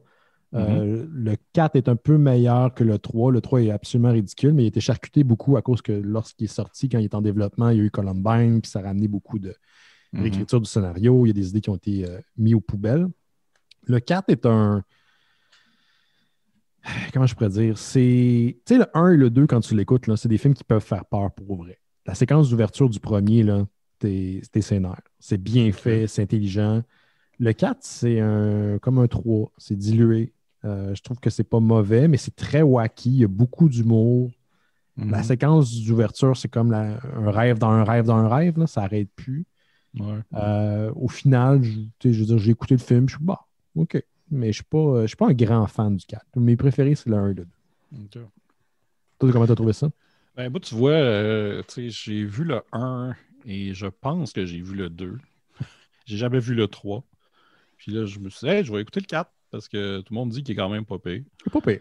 Okay. Puis effectivement, c'était bien, mais on dirait que j'ai comme plus apprécié le message du film. Comme la critique sur les films d'horreur de l'époque, sur les médias, sur les influenceurs, influenceuses, que ce qui se passait vraiment dans le film. Fait que tu sais, j'ai apprécié mon visionnement, mais on dirait que c'était à un autre niveau parce que tu sais, le reveal de c'est qui est derrière le masque, j'étais comme ah ouais, OK. Mais après, j'ai comme fait OK, ben c'est à cause qu'ils critiquent cette affaire-là. Tu sais. Fait que j'étais comme. J'ai trouvé ça intéressant, mais j'étais pas tant dedans. Tu sais. C'est un film dans lequel tu n'es pas investi. Ouais, contrairement aux autres Scream, malheureusement. Mais c'est vrai que la critique par rapport à les influenceurs, le but ultime de devenir connu puis d'être reconnu, c'est quand même un film de 2008. C'était assez prescient là, pour les phénomènes auxquels on assiste aujourd'hui. Puis. C'est sûr que là, on peut rire beaucoup de la technologie. Là, le gars, il a une espèce de casque pour transmettre sur Internet. Mais au-delà de ça, c'est pas bien grave. Mais c'est pas un film dans lequel tu as peur. Tu es juste fasciné de voir ce qui peut arriver au personnage que tu suis depuis 4 films. Ouais. Fait que c'est ça. J'ai apprécié, mais j'ai quelques réserves, mais c'était quand même bien. L'autre film que j'ai écouté, c'est pour moi, c'est un classique du mauvais cinéma. Ça s'appelle Truth or Dare, Critical Madness. Film de 1986. Ne pas mélanger avec le film Truth or Dare qui est sorti récemment. Là, c'est une autre affaire. C'est tourné sur vidéo, en fait. Fait que c'est un peu cheap. C'est réalisé par Tim Ritter, qui a fait à peu près juste des suites à ce film-là après. Qui n'a pas fait grand-chose. Mais l'histoire, c'est un gars qui, quand il était jeune, il a eu une mauvaise expérience avec un jeu de vérité-conséquence. Et aussi, quand il était jeune, il était joué par AJ des Backstreet Boys. Oh, fuck! Ben non. Avant, les Backstreet c'est vraiment Boys, random. Oui, c'est ça. Wow. Mais tu sais, les Backstreet Boys viennent de la Floride, puis ce film-là, il a été tourné en Floride. Fait que, t'as une chance sur deux de tomber sur un Backstreet Boys? ben, c'est ça. Puis c'est ça. Puis là, plus tard, quand il est plus vieux, il rentre chez eux, puis sa femme le trompe avec son meilleur ami, fait qu'il vire fou. Et là, il se met à jouer à Truth or Dare avec n'importe qui qu'il rencontre, mais aussi il y a des hallucinations. Puis là, il se retrouve dans un asile. Il réussit à s'enfuir avec un... En fait, il s'enfuit 2 fois et la deuxième fois, il s'est comme arraché la face. Fait que là, il se met un masque vraiment laid, en genre de... Je sais pas quel matériel qu'ils veulent qu'on pense que c'est, mais c'est comme du plastique avec de l'or dessus, en tout cas. Fait que tu sais pas comment il voit à travers ça, mais il porte tout le temps le masque. C'est le genre de masque que moi, je ferais pour Crafty Ben, c'est ça? Oui, exact. Ouais. Je pense que c'est ça. C'est comme si tu avais fait un masque où tu avais juste mis ta face. Dans ta face, tu avais mis plein de beurre de pinot, mais du beurre de pinot doré. C'est comme ça que je conseille d'ailleurs de faire un masque d'Halloween. J'ai pas eu le temps de m'y rendre la semaine passée, mais ouais. c'est ça à la maison. Il ne faut pas être allergique, par contre, au beurre de pinot. Puis ben, c'est ça, il s'enfuit de l'asile, puis là, avec un char, à l'intérieur du char, il y a une chainsaw, il y a des nunchucks. On ne sait pas où il a pogné ça. Puis là, ben, c'est ça, il tue du monde random, puis à un moment donné, le film finit. Ça a l'air bien plate comme film. On dirait qu'il ne sait pas ce qu'il veut, le film. Ben, je l'ai décrit de façon plate, mais il y a des moments vraiment magnifiques dans ce film-là qui sont vraiment tout croche, puis ça fait bien rire. J'aime beaucoup ce film-là, puis une fois, je m'en veux encore, mais tu sais, dans la période où les clubs vidéo vendaient des VHS encore, parce qu'ils se débarrassaient de leurs VHS, mais les clubs vidéo existaient encore, là, tu sais. Fait que là, moi, je vais dans un club vidéo où j'allais dans le temps qui était le Vidéo 2000 sur Beaubien, proche de l'Angelier. Et là, il y avait un rack avec les VHS, puis il y avait Truth or Dare qui était là. Puis là, je l'ai pris, je me suis dit, je l'achète-tu? Non. Puis là, je ne l'ai pas acheté, puis là, je le regrette depuis ce temps-là parce que, Chris, pourquoi je n'aurais pas acheté ça? Voyons, pourquoi je pensais? C'est une affaire que tu achètes. Ouais, mais tu sais, j'étais jeune, j'avais pas d'argent. Fait que je sélectionnais mes affaires, mais c'est ça. Fait que je le regrette, mais il est trouvable en DVD. Puis aussi, le film, ce qui est bon, là, c'est qu'à la fin, pendant le générique, tu as une toune qui part. Puis la toune, c'est le même genre de composition qu'il y a dans un film de James Bond. C'est une toune de James Bond, mais qui parle d'un gars qui tue à cause de Truth or Dare. C'est magnifique. Vous irez chercher Truth or Dare, Critical Madness, Theme Song, je ne sais pas trop. Puis là, c'est une fille qui chante à la Shirley Bassey, puis il y a genre une chorale d'enfants qui t'entend, puis t'es comme, quoi? Pourquoi ça joue dans ce film-là? C'est... Ouais, puis là, j'ai cherché, là, puis c'est que le compositeur connaissait quelqu'un qui travaillait à l'église, qui faisait la chorale, puis là, en tout cas, ils se sont tous mis ensemble pour faire cette tune-là. Ouais, c'est pas obligé de prendre les idées de tout le monde, hein? Non. Ça marche pas toujours bien. Mais en même temps, ça donne des petits trésors comme ça, comme c'est cette vrai. chanson. C'est vrai. Sinon, j'ai écouté enfin le film Trick or Treat de 1986. De Michael Dougherty, tu l'avais jamais vu? Non, pas celui-là. Oh, puis comment t'as trouvé ça? Non, c'est ça, c'est pas celui-là que j'ai vu. OK, non, non, c'est sur un ado qui tripe sur le métal et surtout sur un chanteur métal qui s'appelle Sammy Kerr. Et là, lui, il se fait bullier à l'école parce que c'est un métalleux. Puis le chanteur meurt dans un incendie parce qu'il faisait une messe satanique. En tout cas. Et là, ben lui, il est comme en tabarnak parce que là, c'est son héros qui meurt. Puis il s'en va voir son ami qui est DJ. Et son ami DJ, c'est le bassiste de Kiss, Gene Simmons, dans son meilleur rôle parce que là, je l'ai vu dans d'autres films. Puis dans les autres films, il est tout le temps over the top. Dans ça, il est comme juste un DJ. Puis il est comme, ah, OK. Je peux comprendre que certaines personnes pouvaient le trouver sympathique. Il n'était pas encore complètement fou comme aujourd'hui. Ouais, c'est ça. Puis là, lui, il y a le vinyle du dernier enregistrement de Sammy Kerr, mais c'est genre le master. Fait que c'est le seul copie qui existe. Puis là, il dit, là, moi, il faut que je joue ça à minuit le soir de l'Halloween, mais pour l'instant, je te le prête. Puis là, lui, il capote, puis là, il l'écoute chez eux, puis là, il entend des messages dans le disque. Fait qu'il le fait tourner à l'envers. Puis là, Sammy Kerr communique avec lui par les messages. Puis là, au début, tu te dis, OK, tu sais, ça s'en va à quelque part de cool, genre, soit le chanteur, il va prendre possession du kid ou il va l'aider à se venger contre les bullies. Mais à un moment donné, ben, Sammy Kerr sort du vinyle et sort des speakers et là, se met à tuer du monde et à... En même temps? Hein?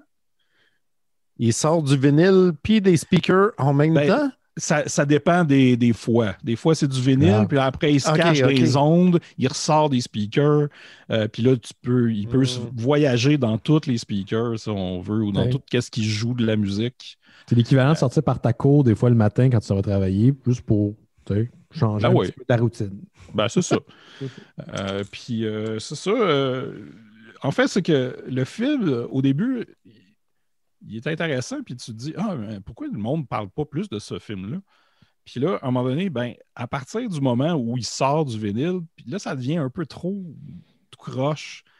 Puis c'est un peu boiteux là, vers la fin. Il y a juste un moment qui m'a beaucoup fait rire, puis j'ai vraiment stické là-dessus. Là. Il y a un show pendant un genre de bal d'Halloween à l'école. Tu sais. Puis là, il y a un band métal qui arrive sur le stage. Puis là, avant qu'il joue, tu as comme le guitariste qui comme check son ampli. Puis là, tu as une main qui sort de l'ampli. Puis là, qui tue le guitariste. Puis là, c'est Sammy Kerr qui arrive avec sa guitare.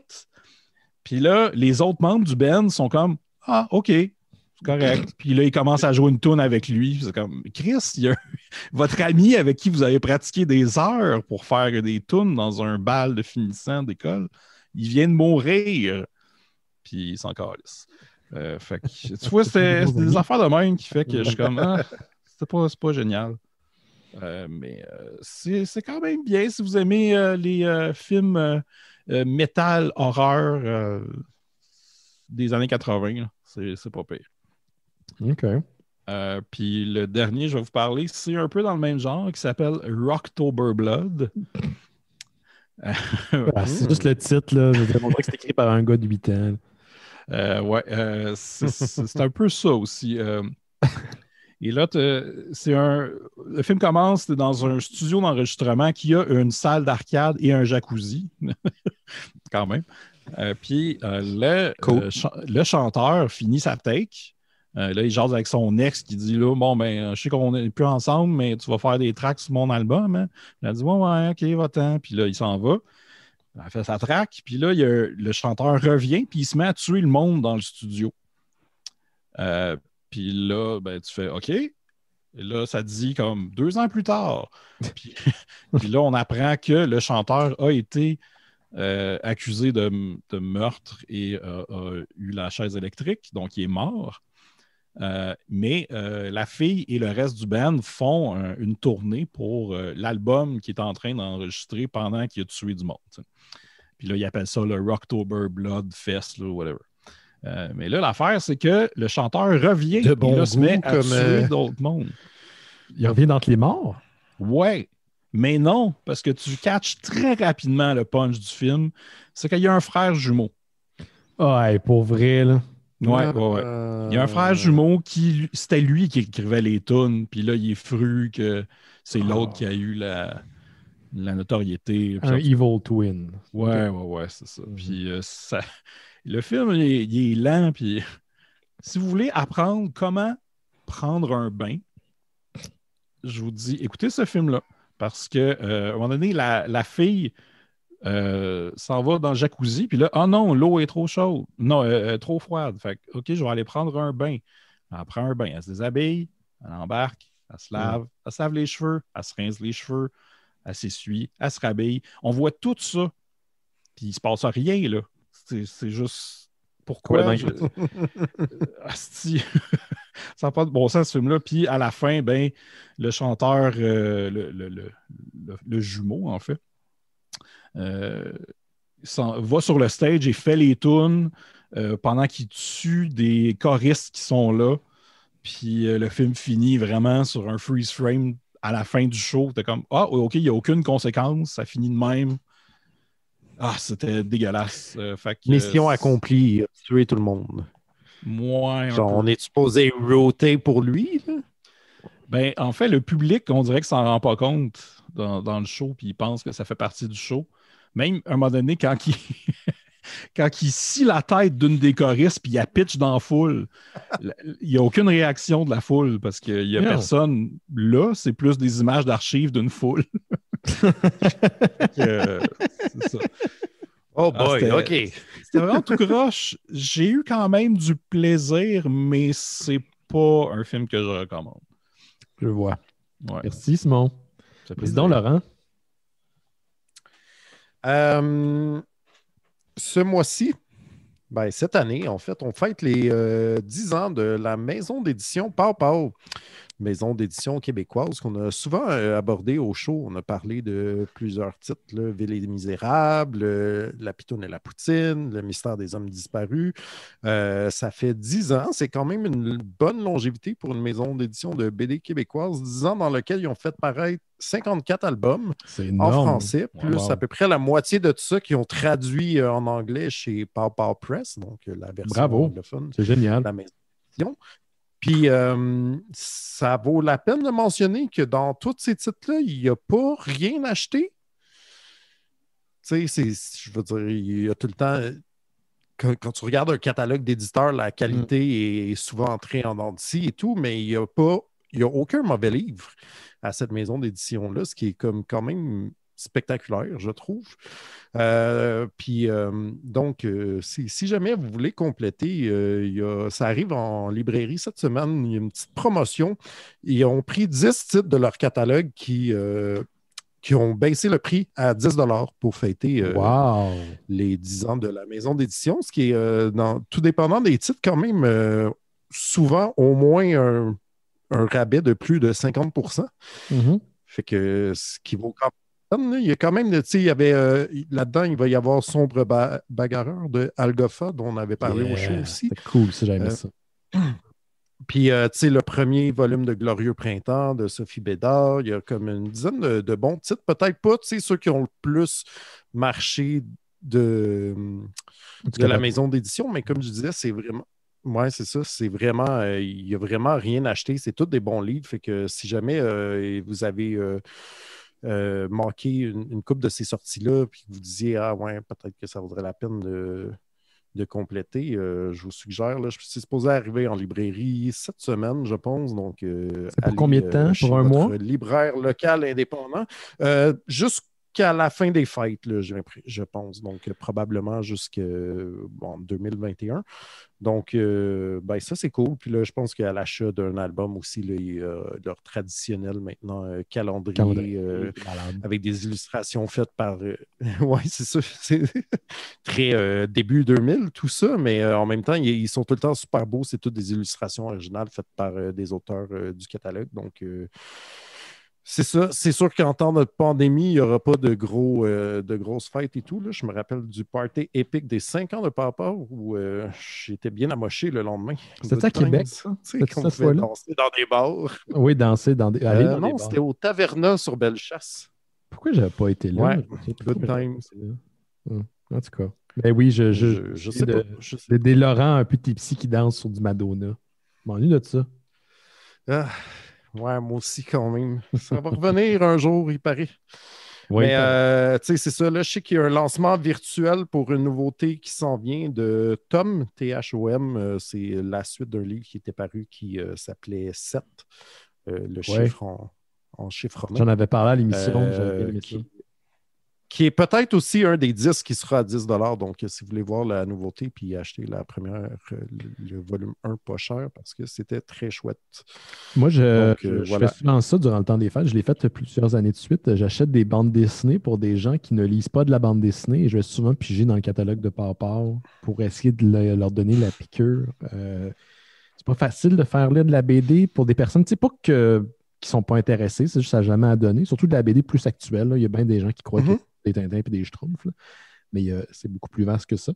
Alors, j'achète souvent pour donner une petite piqûre aux gens, j'achète Ville Misérable ou j'ai acheté Wild Horse à mon beau-frère à un moment donné parce que c'est son genre d'humour. Puis, là, justement, en ce moment, préparez-vous à faire vos commissions, vos achats de Noël, je dirais dès maintenant, parce que vous ne voulez pas être dans ce bordel-là à la fin décembre, là, ça sera ingénieux. Ouais.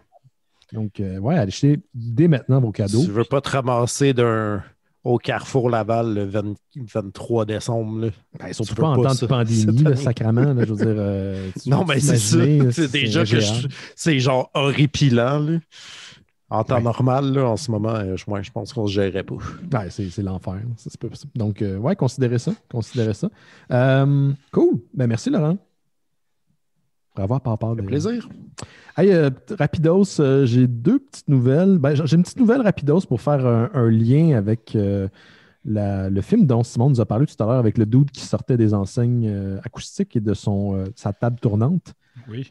Parce que probablement que c'est l'inspiration d'un livre de Joe Hill, qui est le fils de Stephen King, qui est un excellent auteur, soit dit en passant. C'est pas juste parce que c'est le fils d'eux, là. C'est un gars accompli qui a fait des romans, des nouvelles, dont certains de ses œuvres qui ont été adaptées d'ailleurs au petit écran. Lock and Key. Lock and Key, Nosferatu, il a fait de la bande dessinée, c'est génial. Donc, le réalisateur de Sinister, on parle de Scott Derrickson, qui a également réalisé Doctor Strange, a coécrit un scénario d'un film qui va être adapté au cinéma, qui est basé sur une nouvelle de Joe Hill, qui s'appelle The Black Phone. Et je trouve la prémisse absolument hallucinante. C'est un jeune garçon qui est kidnappé et il est enfermé dans le sous-sol de son kidnappeur. Et il y a un téléphone qui est là, un vieux téléphone noir, ancien, qui est pété, qui ne fonctionne pas, qui est connecté à rien du tout, à travers lequel il commence à recevoir des appels téléphoniques d'une entité quelconque. Et c'est tout. C'est ce que je sais à propos de l'histoire de la nouvelle. Et là, c'est une adaptation de Scott Derrickson qui va être éventuellement portée au grand écran, pardon. D'ailleurs, si vous êtes intéressé par la nouvelle, ça se retrouve dans son anthologie qui s'appelle 20th Century Ghost. C'est disponible également en français. Mais je trouve la prémisse extrêmement intrigante. Ça va être produit, entre autres, par Blue Mouse, qui est sur tous les lèvres au niveau de l'horreur en ce moment. Ils ont réalisé beaucoup de marde, soit en passant, on en parle moins, mais ils ont fait beaucoup de crap. Mais ce qui sort de chez eux, qui est très bon et absolument excellent.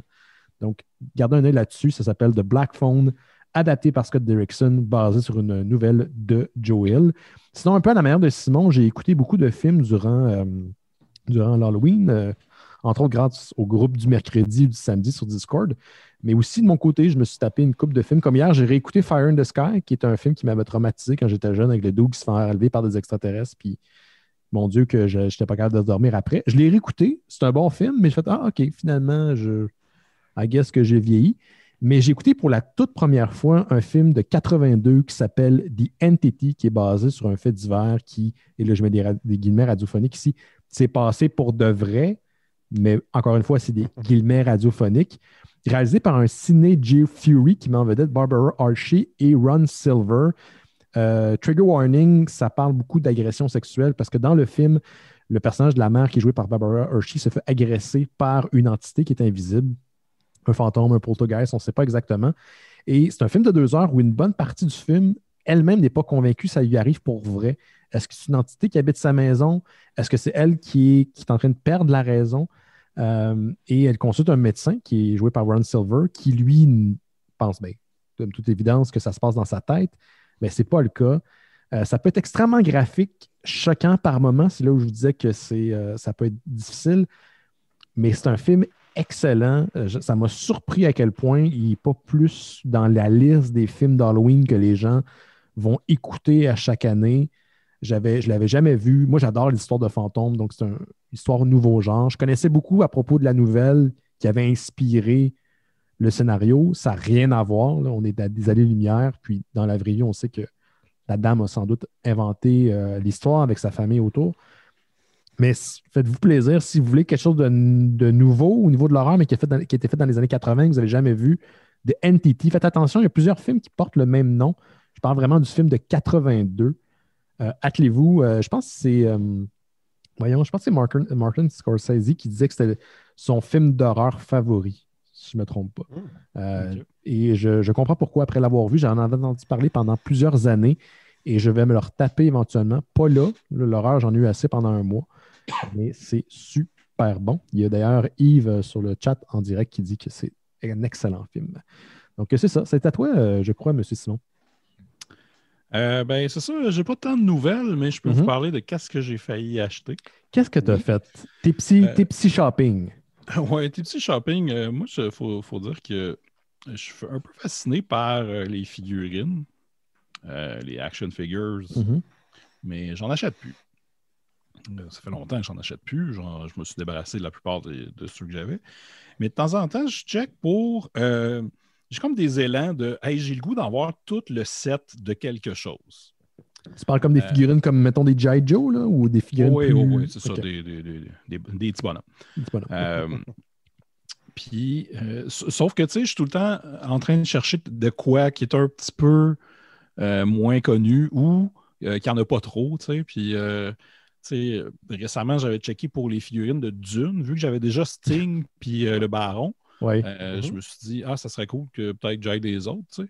Mais eux autres sont tellement chers, ça va d'allure. Puis là, je sais pas, là, il y avait Beetlejuice qui jouait à la TV, puis je me suis dit, les figurines de Beetlejuice, j'en avais quand j'étais jeune.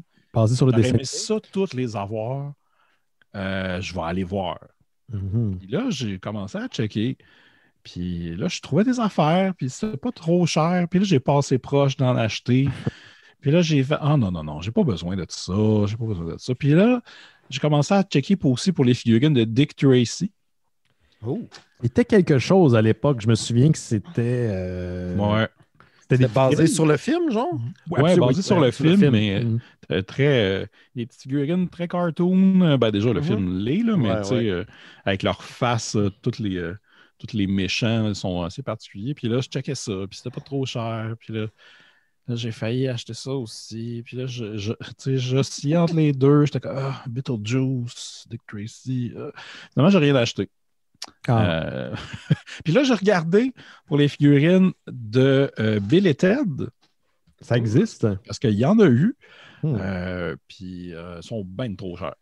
Ah oui, c'est toi. Il n'y a pas eu assez de figurines de produites, donc j'imagine ceux qui existent se vendent relativement cher. Ouais. Tu sais, je regarde, ce qui est le fun, c'est je ne suis pas un collectionneur dans le sens, j'ai pas besoin de l'avoir dans son carton avec, dans un état très bas d'état.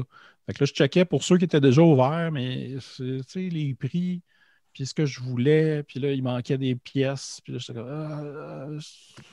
puis là, j'ai laissé faire. Tu magasines... Voyons, je vais finir par le dire. Tu magasines ça où, Simon? Sur eBay? Ou... Je checkais sur eBay, ouais. Je pourrais aller ailleurs là, pour en trouver. Mais... Tu connais-tu le site? En fait, c'est un Instagram qui s'appelle Death by Toys. Ben oui. C'est malade, ce gars-là. Là, ce qu'il fait, c'est qu'il crée des fausses figurines de concepts ou de personnages. Tu sais, quand il y a eu le débat entre pour la vice-présidence entre Mike Pence et Kamala Harris, ils ont mis la mouche. Tu sais, comme je pense le soir même, il avait fait la mouche, puis il y en avait crissé une dans un truc de plastique. De Fog, il va mettre carrément un bout de mousse, Watt. Un qui m'avait fait rire, je pense que c'est lui, si je ne me trompe pas, c'est Uncle Owen et Aunt Beru de Star Wars épisode 4 de New Hope. C'est comme le paquet, puis c'est comme 2 figurines complètement carbonisées en tapant dans le bout du truc de plastique. Et il a fait des figurines pour... je pense qu'il y en a une que Stephen King en a reçue. C'est génial ce qu'il fait. C'est très vintage. On s'entend, il fait ça à petit nombre, là, puis il n'y a pas les droits pour faire ça, mais jusqu'à maintenant, on laisse opérer. Mais moi, j'ai rien acheté, mais je suis son Instagram, puis ce qu'il fait, c'est absolument hilarant. Ah, mais j'en ai vu passer, mais j'avais pas catché que tu pouvais vraiment en acheter. Je pensais que c'était juste le gars, il fait comme hey, voici une joke, c'est de la Watt. Une figurine de Fog, je pensais que c'était un exemplaire pour le film. Non, tu peux, il en vend, mais il en fait pas beaucoup. Il en fait quelques-uns. Je sais pas s'il vit de ça ou quoi. Là. Il crée des... moi, je suis quelques comptes Instagram de gens qui vont soit collectionner des vieilles figurines ou qui vont faire du custom. Là. Ils vont retravailler les figurines, le visage. Il y a du monde qui vont sculpter des nouveaux... comme il y a beaucoup de figurines qui sont créées à partir des figurines de Star Wars, ils ont créé des nouveaux personnages qui n'existent pas, ce genre de choses-là. C'est fascinant. Il y a comme une sous-catégorie d'artisans qui ne font que ça, du customization de figurines. Je cherche le mot en français, il m'échappe. Mais c'est... l'artisanat. C'est de l'artisanat. C'est pas aussi bon que Crafty Ben. Non. D'ailleurs, je devrais faire ça. Envoyez-moi vos figurines et je vais en faire des versions mystérieuses étonnantes. Moi, j'ai juste vraiment hâte de voir la vidéo où tu te beurres la face de beurre de peanut. Je ferai jamais ça. Ton masque. Je ferai jamais ça. Ben là, t'en as parlé, là. Je veux dire, une petite capsule, là, ça va te prendre 2 minutes. Laurent, il y a de l'huile là-dedans, ça bouche les pores, il faut faire attention. Il faut s'enduire de mayonnaise. De vaseline avant, j'imagine. Je sais pas, je ferai pas ça. Mayo beurre de peanut. Mayo beurre de peanut, tu ouvres à moitié ton petit poêle, le Black & Decker, puis tu t'arranges pas pour le mettre dedans, mais juste que ça sèche plus rapidement. Tu vieillis 10 ans l'espace de 3 heures. C'est génial ce qu'on peut faire avec des produits ménagers. Ça serait malade qu'il y ait des séries de action figures des mystérieux étonnants. Ça fait des années que je dis, s'il y a quelqu'un qui est en mesure de les faire, je vais payer pour. Là. Pour avoir un set de notre ancien studio, un set du stage du brouhaha, plusieurs versions de nos personnages. Tu pourrais avoir ta figurine de Crafty Ben. Je pourrais avoir ma figurine de Crafty Ben. Laurent va venir avec un Dino Body. Genre, je me souviens, tu sais, comme un Dino Body. On peut modifier une vieille vanne de Jurassic Park, puis c'est notre mystérieux étonnant mobile. On vient tout avec un petit micro. Puis avoir le spin-off sur le podcast de nos mères, avec des figurines de nos mères. Tabarnak. Rendu là, personne ne va les acheter. Ou au contraire, tout le monde va acheter ce kit-là. Nous, on va être pris sur les tablettes. C'est ça qui va rester. C'est ceux qui vont rester. Comme les personnages d'une série que tu sais que ça marche. C'est pas plus populaire parce qu'ils restent. Là.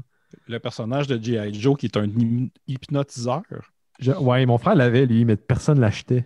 C'était tout le temps lui qui restait ces étagères. C'était le gars qui avait une coupe de cheveux à la Doctor Strange avec des spots blancs puis un bouclier avec une espèce de truc en spirale pour hypnotiser. Ça faisait pas de sens. Ça a l'air awesome.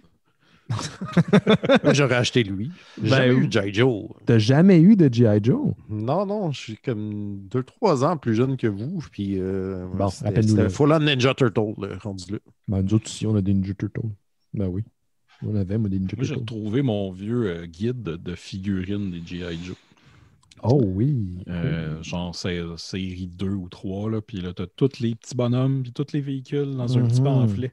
Magnifique. Je regardais ça aussi. Tout débarrassé de ça. Je pense que j'en ai déjà parlé à l'émission, mais un de mes traumatismes de jeunesse, et j'ai encore le souvenir dans ma tête, on habitait sur la rue Odette à Brossard. Je salue les gens d'Odette à Brossard.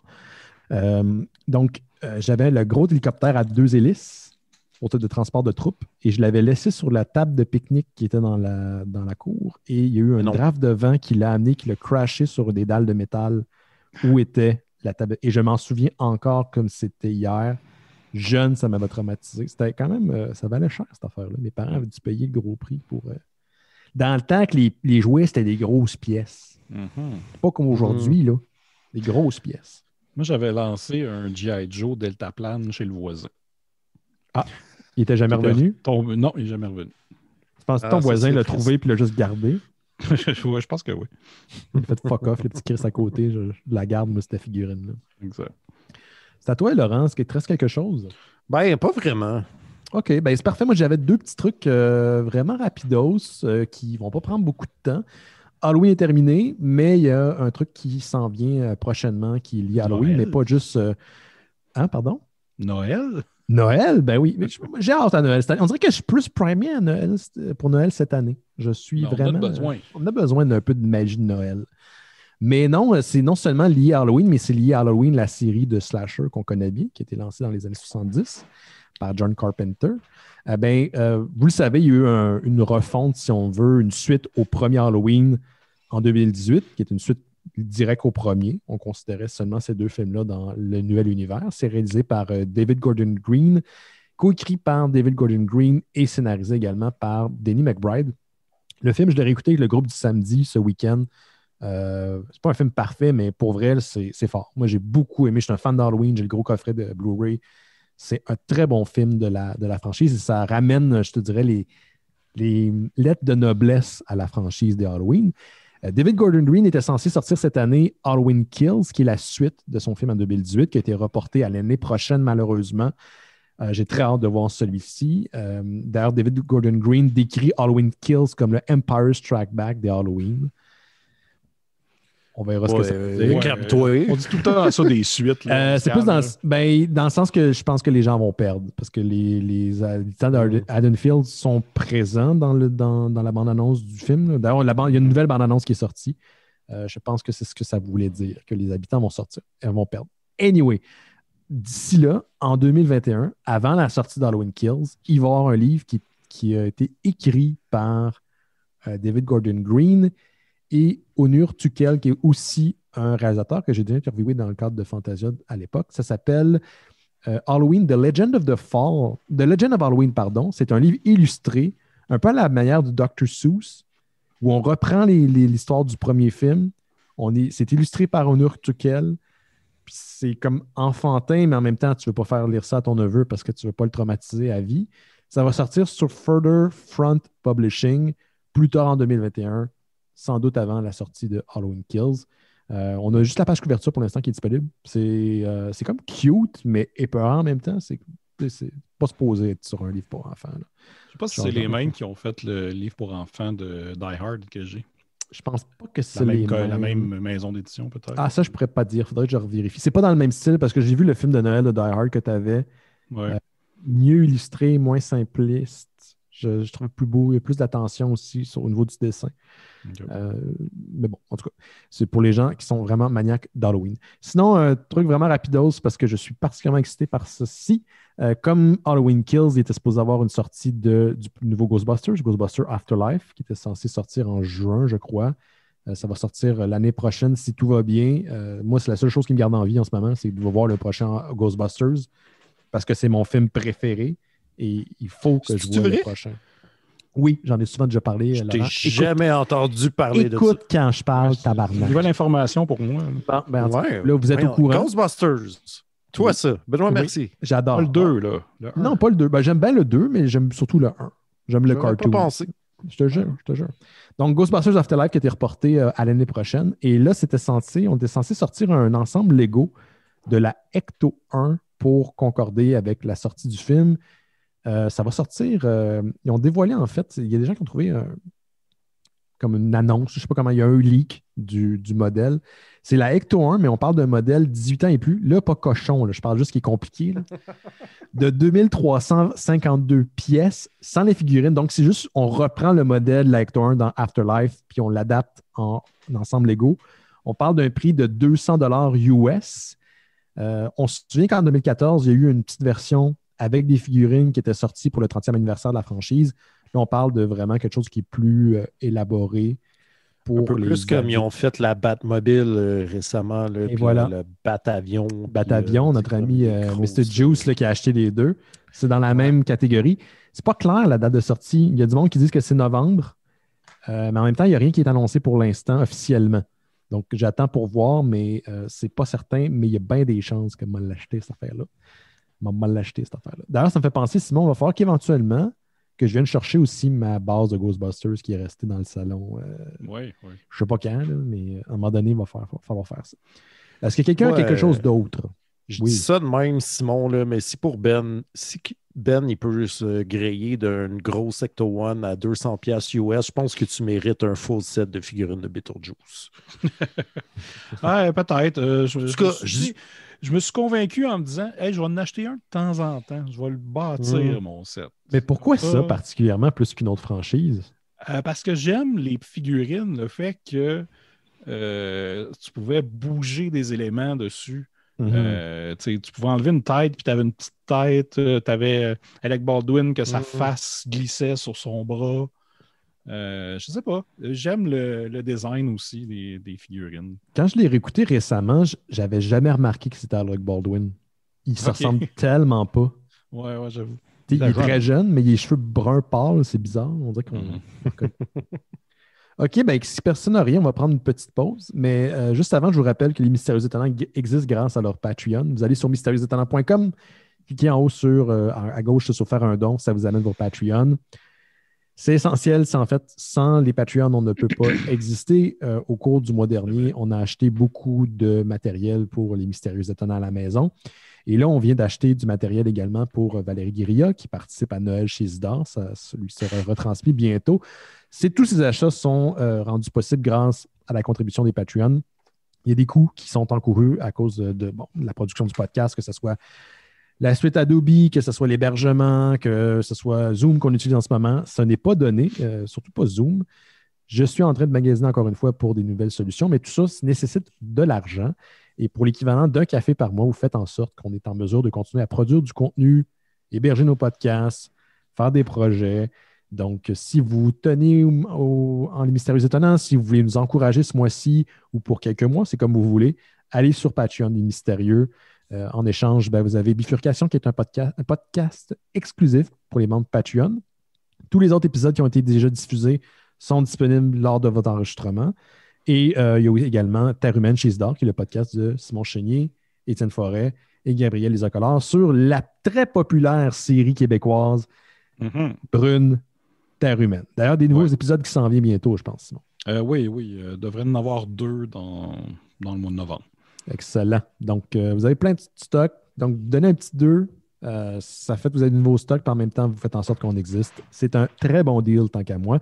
On vous rappelle qu'on est disponible sur Apple Podcasts, Google Play, Stitcher et Spotify. Et on est un peu partout. Facebook, Twitter, Instagram et mystérieuxétonnants.com.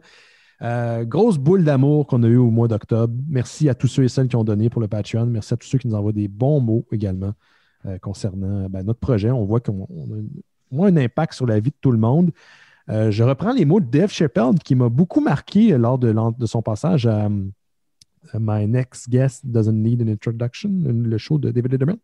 Il a dit on ne peut pas changer le monde, mais il faut peut-être créer un petit coin où c'est le fun. Je paraphrase, là, puis on essaie de faire ça avec les Mystérieux. Je pense que c'est ce qu'on tente de faire, de vous divertir et d'avoir une petite bulle de plaisir. Donc, on va prendre une petite pause et on revient dans quelques instants avec le sujet de la semaine qui rejoint de très près les intérêts de Laurent Boutin. Shirtless Bear Fighter.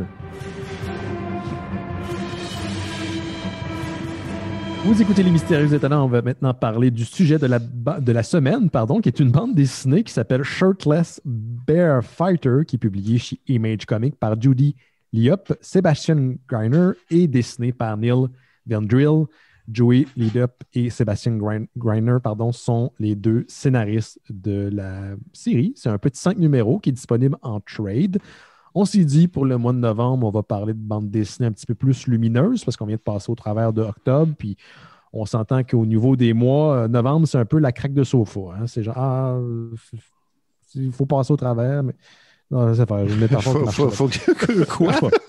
Je me suis mélangé dans mes métaphores. Qu'est-ce que tu fais avec ton sofa? Voyons donc. J'ai pas de craque dans mon sofa. J'ai juste un sofa à une place. Hein. Je peux même recevoir personne chez nous à cause de ça. Non, ce que je veux dire, c'est que le novembre, on dirait que c'est comme c'est comme le mois en 2 mois. Là. C'est comme... Je sais pas. En tout cas, whatever. C'est plate, novembre. C'est ce que je veux dire. Et donc, on va parler de bande dessinée novembre! On va parler de bandes dessinées qui sont plus lumineuses, peut-être un peu plus comiques. Aujourd'hui, on est carrément dans la dérision totale. C'est assez simple. On suit un héros. Son nom, c'est le nom de la bande dessinée. Ça s'appelle Shirtless Bear Fighter. C'est son nom. Shirtless Bear Fighter. C'est un humain qui est l'homme alpha ultime. super fort, grosse barbe, se promène sans pantalon. Et quand je dis pantalon, c'est absolument rien dans son costume d'Adam, qui a été élevé par des ours. Et c'est, à un moment donné, les ours se retournent contre lui parce qu'il y a une machination qui est développée avec son frère qui est jaloux et le président d'une compagnie de papier de toilette. Jusque-là, ça va, on nous suit.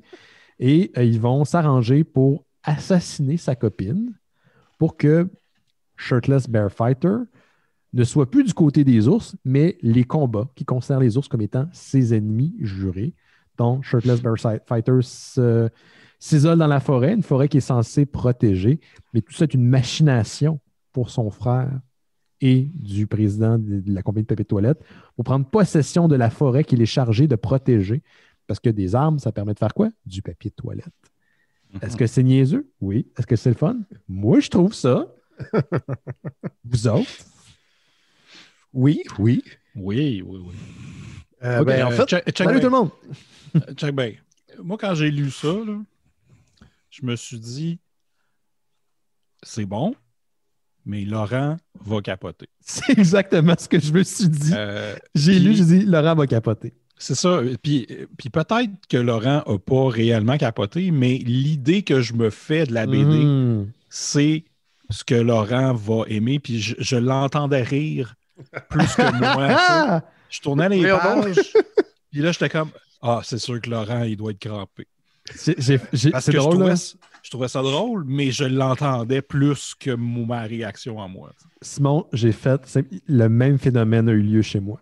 Je lisais la bande dessinée et là, je voyais des bouts puis j'entendais Laurent rire. Je me disais, ce bout-là, il va vraiment rire. Fait que là, Laurent, est-ce qu'on va être déçu ou t'as pas aimé ça? Non, mais en fait, c'est moi qui l'a proposé parce que tu m'as écrit, t'as-tu une idée de quoi de léger, tu sais? C'était le fun. Puis c'est ça, tu sais, on vient de parler de The Crow, Alice, tu sais, comme c'est vrai que c'est comme un peu plus raide, tu sais. Puis là, j'étais comme, puis là, je me suis rappelé que j'avais déjà lu ça, là, genre 1 an, puis j'étais comme, on n'a jamais parlé au show, tu sais. Puis je veux dire, c'est effectivement très léger, là. Mais je l'ai relu avec plaisir, là, en même temps, tu sais. C'est vraiment tata, mais moi, j'apprécie beaucoup ce genre de tata-là qui me donne ce que ça promet, tu sais. Oui. Genre, ça s'appelle Shirtless Bear Fighter. Le gars, il est tout nu puis il tapoche des ours. Juste là, je suis satisfait, tu sais. Je suis comme, tu sais, exactement, tu sais. C'est ça, quand t'as un titre de même, t'es comme... OK, mais tu sais, si c'est pour tourner autour du pot, là, je vais être fru. Genre, donne-moi un gars en chess qui tapoche des ours. Il est plus qu'en chess. Ouais, il est beaucoup plus qu'en chess. Ouais, il est nu du bat, comme on dit. Puis, non, je sais pas, ouais, je dirais pas que c'est une grande BD, mais tu sais, si c'est le genre d'affaire qui vous parle aussi juste par le titre, je pense que c'est ça se prend zéro au sérieux aussi. Là. Tu vois que c'est un peu une idée de brosse qui a été menée jusqu'à bout. Puis ça, je respecte ça aussi. Absolument. C'est ça, tout est tellement, c'est très manichéen. Genre le méchant multimillionnaire avec son empire de papier de toilette. Ça fait aucun sens. Juste si tu rases tous les arbres de la forêt, de monnaie, ta production de papier de toilette, elle va bloqué, tu sais, pense à plus long terme. Déjà, juste ça, c'est épais, mais tu sais... Qui se fait faire un robot géant en forme de bol de toilette pour combattre Shirtless Bear Fighter. Oui, qu'il a juste à flusher, puis il est comme « Ah non, pourquoi j'ai mis ça? » Il dit, oui, parce qu'il y a une flush après son robot, mais il dit « Pourquoi j'ai absolument insisté à ce que tout fonctionne comme un vrai bol de toilette? » Puis il se fait flusher de son propre robot. Là, on voit le niveau d'humour. Ouais. Puis, tu sais, moi, juste là, tu sais, au début, tu as le flashback de genre, tu sais, Shirtless qui est trouvé dans la forêt par ses parents ours. Puis là, c'est un tout petit bébé, mais qui a déjà une énorme barbe puis une énorme graine. On vous rassure aussi. Ça me fait rire. Ça me fait rire. Les parties sont censurées en bloc, là. Ouais, mais tu sais, tu le vois dans le flouté de la censure que c'est pas une dick de bébé. Non. C'est peut-être un troisième bras.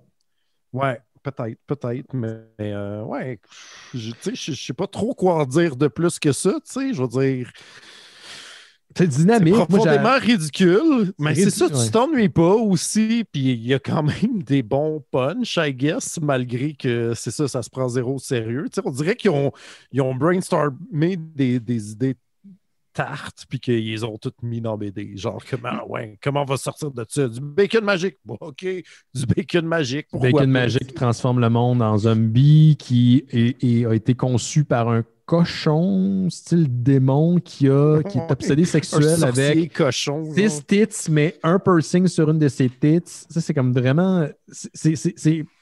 Mais c'est ça qui est drôle, c'est que c'est ado, mais tu vois que c'est fait par des adultes. Ouais. Des grands ados. Des grands ados. Des grands enfants. Puis, tu sais, des fois, il y a des lectures que, parce que c'est court, tu sais, des fois, tu peux acheter, mettons, un trade, puis finalement, tu n'en as tellement pas pour ton argent, tu as l'impression qu'on t'a imprimé 4 numéros, qu'on a mis à un trade, puis tu t'es fait avoir. Là, c'est 5 numéros, c'est super rapide, mais c'est exactement ce que tu as besoin. Moi, je le voyais comme un dessin animé dans ma tête. Cette BD-là est sortie dans les années 90, fin des années 90. Ça aurait été adapté pour Adult Swim ou un poste quelconque en dessin animé aux États-Unis. Tu sais, on parlait des Looney Tunes en début d'émission. Là. Il y a beaucoup d'humour style Looney Tunesque là-dedans. Là, des gags visuels, des références, des jeux de mots avec les ours. Ça n'arrête pas. Là. Comme, il y a un jet en peau d'ours. Ça fait pas de sens. Sa cabine, sa maison est faite en peau d'ours. Il se bat tout nu. Il y a une référence à Superman quand il se bat dans une ville où est-ce que son bras sort des décombres. Il y a plein de petits clins d'œil, gags visuels. Puis, je sais pas, j'ai trouvé ça le fun. Après 5 numéros, je te rassasié. C'est exactement ce qu'on m'a promis. C'est ce que j'ai pris. Ben, c'est ça aussi, tu sais, sa qualité, c'est que ça... comment on dit, ça overstay pas son welcome. Ouais, c'est pas trop long. Je veux dire, ouais. Je comprends ce que tu veux dire. Oh, oui. Non, mais tu sais, je veux dire, il y aurait eu 24 de numéros de ça. Tu sais, je pense que ça aurait eu de la misère à se renouveler et à retrouver son souffle. Il y a 5 numéros, c'est super dynamique, straight to the point. J'en veux-tu plus? Pas vraiment. J'ai-tu apprécié cette ride-là? Oui, parfaitement. Tu sais. C'est comme quand quand tu binge-watch, mettons, une saison de South Park. Au début, tu es comme content, tu trouves ça drôle, puis à un moment donné, tu es comme j'ai besoin d'un break. Tu sais. Ouais. Fait que s'il y avait eu plus de numéros, j'avoue que. Puis le dessin est super dynamique. Si vous êtes moindrement fan de dessin, de bande dessinée, vous voulez voir quelque chose d'un peu plus différent, les designs du dessinateur sont franchement. Le gars, il est sa coche. Je pense que quelqu'un qui n'aurait pas été juste de représenter Bear Fighter comme ça, dans toute sa splendeur masculine, avec des trapèzes de la grosseur de mes bras, puis un corps qui descend en triangle, ça n'aurait pas convié la même émotion. Tu as le vieux routier qui n'est pas capable, un peu à la manière du vieux employé du gouvernement qui est blasé, puis qui est tanné, puis tu as plein de petits clichés là, quand tu te retrouves dans les films d'action. Puis... Ouais, mais en même temps, c'est un peu, je trouve que c'est un peu punk. T'sais, dans le sens, le gars qui fait qui écrit l'intro aussi, il cite les Ninja Turtles, mettons, là, qui retrouvent l'énergie des premiers numéros. Puis, je comprends ce qu'il veut dire dans le sens que c'est vraiment des dudes qui ont une prémisse profondément tata, mais qui vont all-in. Assumé. C'est très assumé, puis c'est plaisant. Là. En fait, ce que tu dis, l'introduction a été signée par Duncan Jones, qui est le réalisateur de Moon, entre autres, de Source Code également, Warcraft. Puis juste pour vous, je voulais juste lire comme ses premières lignes là, de son introduction. Il n'a pas écrit la bande dessinée, mais il présente la bande dessinée. Il dit « I have a beard », donc j'ai une barbe, « and I do not like to wear pants », et je n'aime pas porter des pantalons. Puis là, je me suis reconnu. Là, tout de suite, j'ai dit Laurent, il va lire ça, puis il va se sentir interpellé. Ah oui, c'est comme si c'est moi qui l'avais écrit. C'est toi qui as écrit ça? T'es-tu Duncan Jones? On a-tu déjà vu Duncan Jones puis Laurent dans la même pièce en même temps? Je pense pas, non. Moi, je me un point. Oui. Tantôt, tu disais que ça aurait été bien une adaptation animée ou quoi que ce soit. Moi, quand j'ai lu ça, je me suis dit que c'est hot de la BD. Je le lisais, j'étais comme, ça peut pas être sur un autre médium que ça parce que justement, tu peux pas vendre ça comme un cartoon ou quoi que ce soit. Tu sais, la BD est comme parfaite pour ce genre d'histoire-là.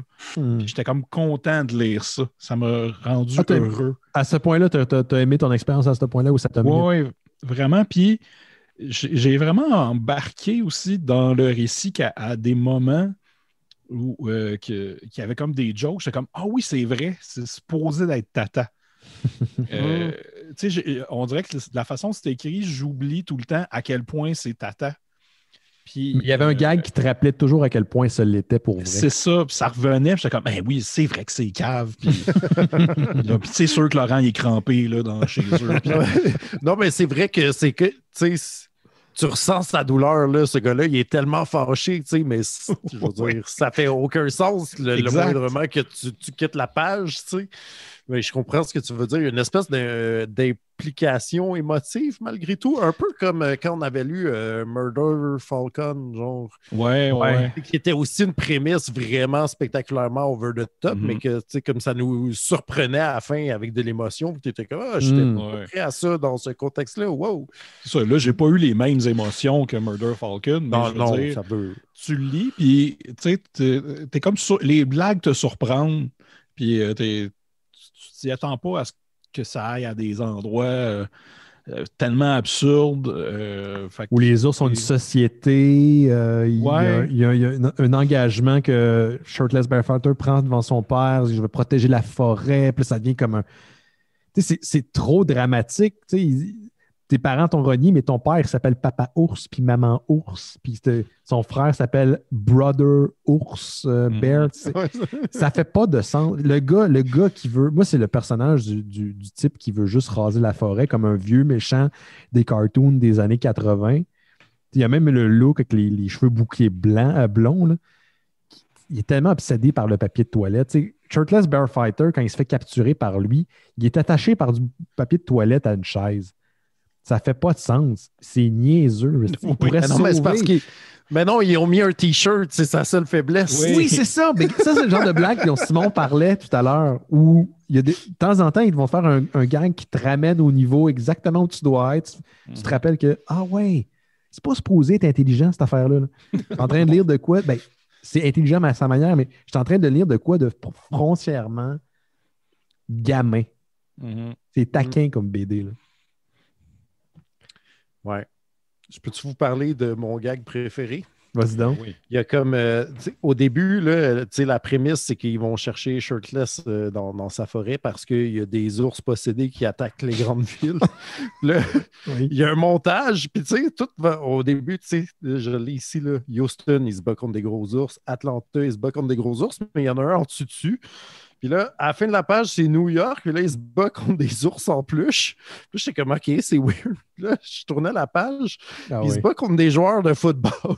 Des Bears de Chicago, les Cubs. Oui, ben c'est ça. J'étais comme, voyons, mais ils ont pas l'air des ours. Puis là, je check la ville de Chicago. Je suis comme, tabarnak, OK, toutes les ours. Puis là, la case d'après, il est à San Francisco en train de se battre contre des bears, mais des homosexuels poilus. Avec du poilu. À moitié tout nu. En cuir. J'étais comme, ça, c'est juste cette joke-là est tellement tarte. C'était une joke de gars de pire. Oui, vraiment. À toutes les Bears. Il va toutes leur péter à gueule. Un des trucs, parce qu'il y a beaucoup de scènes d'action quand même, de combat dans cette bande dessinée-là, puis c'est très dynamique. Moi, un des trucs le plus over the top que j'ai vu, puis c'est peut-être que là où je me suis dit, hey, ça serait hot de voir ça en dessin animé, c'est quand Shirtless Bear Fighter, c'est vraiment son nom en passant, là, c'est pas des jokes, là. Il est sous des décombres et là, on va envoyer 2 missiles nucléaires sur la ville pour s'assurer de pouvoir exterminer les ours. Sauf que tu as 2 kids qui jouent au ballon pas loin à côté, puis on s'en aperçoit derrière une minute. Fait que Shirtless Bear Fighter va sauter, s'emparer de ses mains nues des 2 missiles, puis les enfoncer dans la gorge de 2 ours qui va pitcher au loin, genre. C'est complètement pété, mais c'est drôle. Mais c'est niaiseux. Alors, c'est tellement niaiseux. C'est tellement cave. J'aime aussi beaucoup le gars blasé dont on parlait tantôt, il y a comme un flashback de quand Shirtless l'a sauvé pendant la guerre du Vietnam d'un panda, d'un panda fou. Puis là, il y a une fille qui écoute ça, puis il est comme, je pensais que les pandas, ils habitaient juste en Chine, puis Shirtless, il est comme, they do now! Comme s'il avait lui-même chassé lui qui avait tous chassé les pandas du Vietnam, genre, tourné en Chine. Moi, je le voyais tout le temps crier dans ses interactions, comme quelqu'un trop violent, là, trop colérique. Là. Ah, il est très pompé. Très pompé. Avez-vous à la fin, son assistante qui est comme qui a le costume d'une agente de S.H.I.E.L.D. C'est tellement comme une BD qui se termine. Puis je pense pas nécessairement qu'il va y avoir une suite, mais qui dit hey, regardez, là, c'est ça, la suite de leurs aventures, c'est eux qui vont parcourir le globe pour empêcher les attaques d'ours à travers le monde. Oui, mais en même temps, là, c'est ça, je me suis posé la question parce que il s'est comme réconcilié avec sa famille puis il est revenu protéger la forêt. Mm-hmm. Est-ce qu'il va rester un bear fighter? Parce que là, la prémisse, c'est qu'il est donc bien fâché contre tous les ours. Genre, ils les ont trahis, mais là, ça devient shady, cette affaire-là. Je pense qu'il faut pas. Je pense qu'on se pose plus de questions que la BD s'en pose. Définitivement. De toute évidence. OK. Ben, un dernier truc. Est-ce qu'on a fait le tour, messieurs? Ben, je vois pas quoi. C'est ça, c'est pas quelque chose qu'on peut extrapoler tant que ça. Pas vraiment. C'est bien le fun. C'est le ça fun. vous tente d'avoir une bonne ride là, sans vous péter la tête. Là. Ouais. Si vous voulez vous vider l'esprit en novembre, là, le mois de la craque de sofa, comme je disais tantôt. L'excellente métaphore. Mettons, cette craque-là, est-ce qu'elle sent la soupe au pois ou non? La soupe au pois? Ah, non, on ne viendra pas là-dessus. Là. Ça n'a pas rapport. Ah, OK. Non. Bon, on a terminé cette semaine de Mystérieux Étonnant. Semaine prochaine, encore une BD. On reste avec des amis peut-être la semaine prochaine. Je veux dire ça, c'est pas confirmé. Ouais, on a encore ça? On a encore des amis en 2020, l'année Zozo.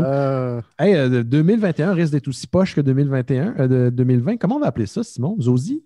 Zozi, mais oui. Zozi, c'est comme ça que ça marche? Ah oui. Là, mettons, si ça va à 22, comment tu appelles ça? Zoz. OK. Ben oui. Ben oui. Ça fait du sens. OK. Ben faites attention à vous autres, tout le monde.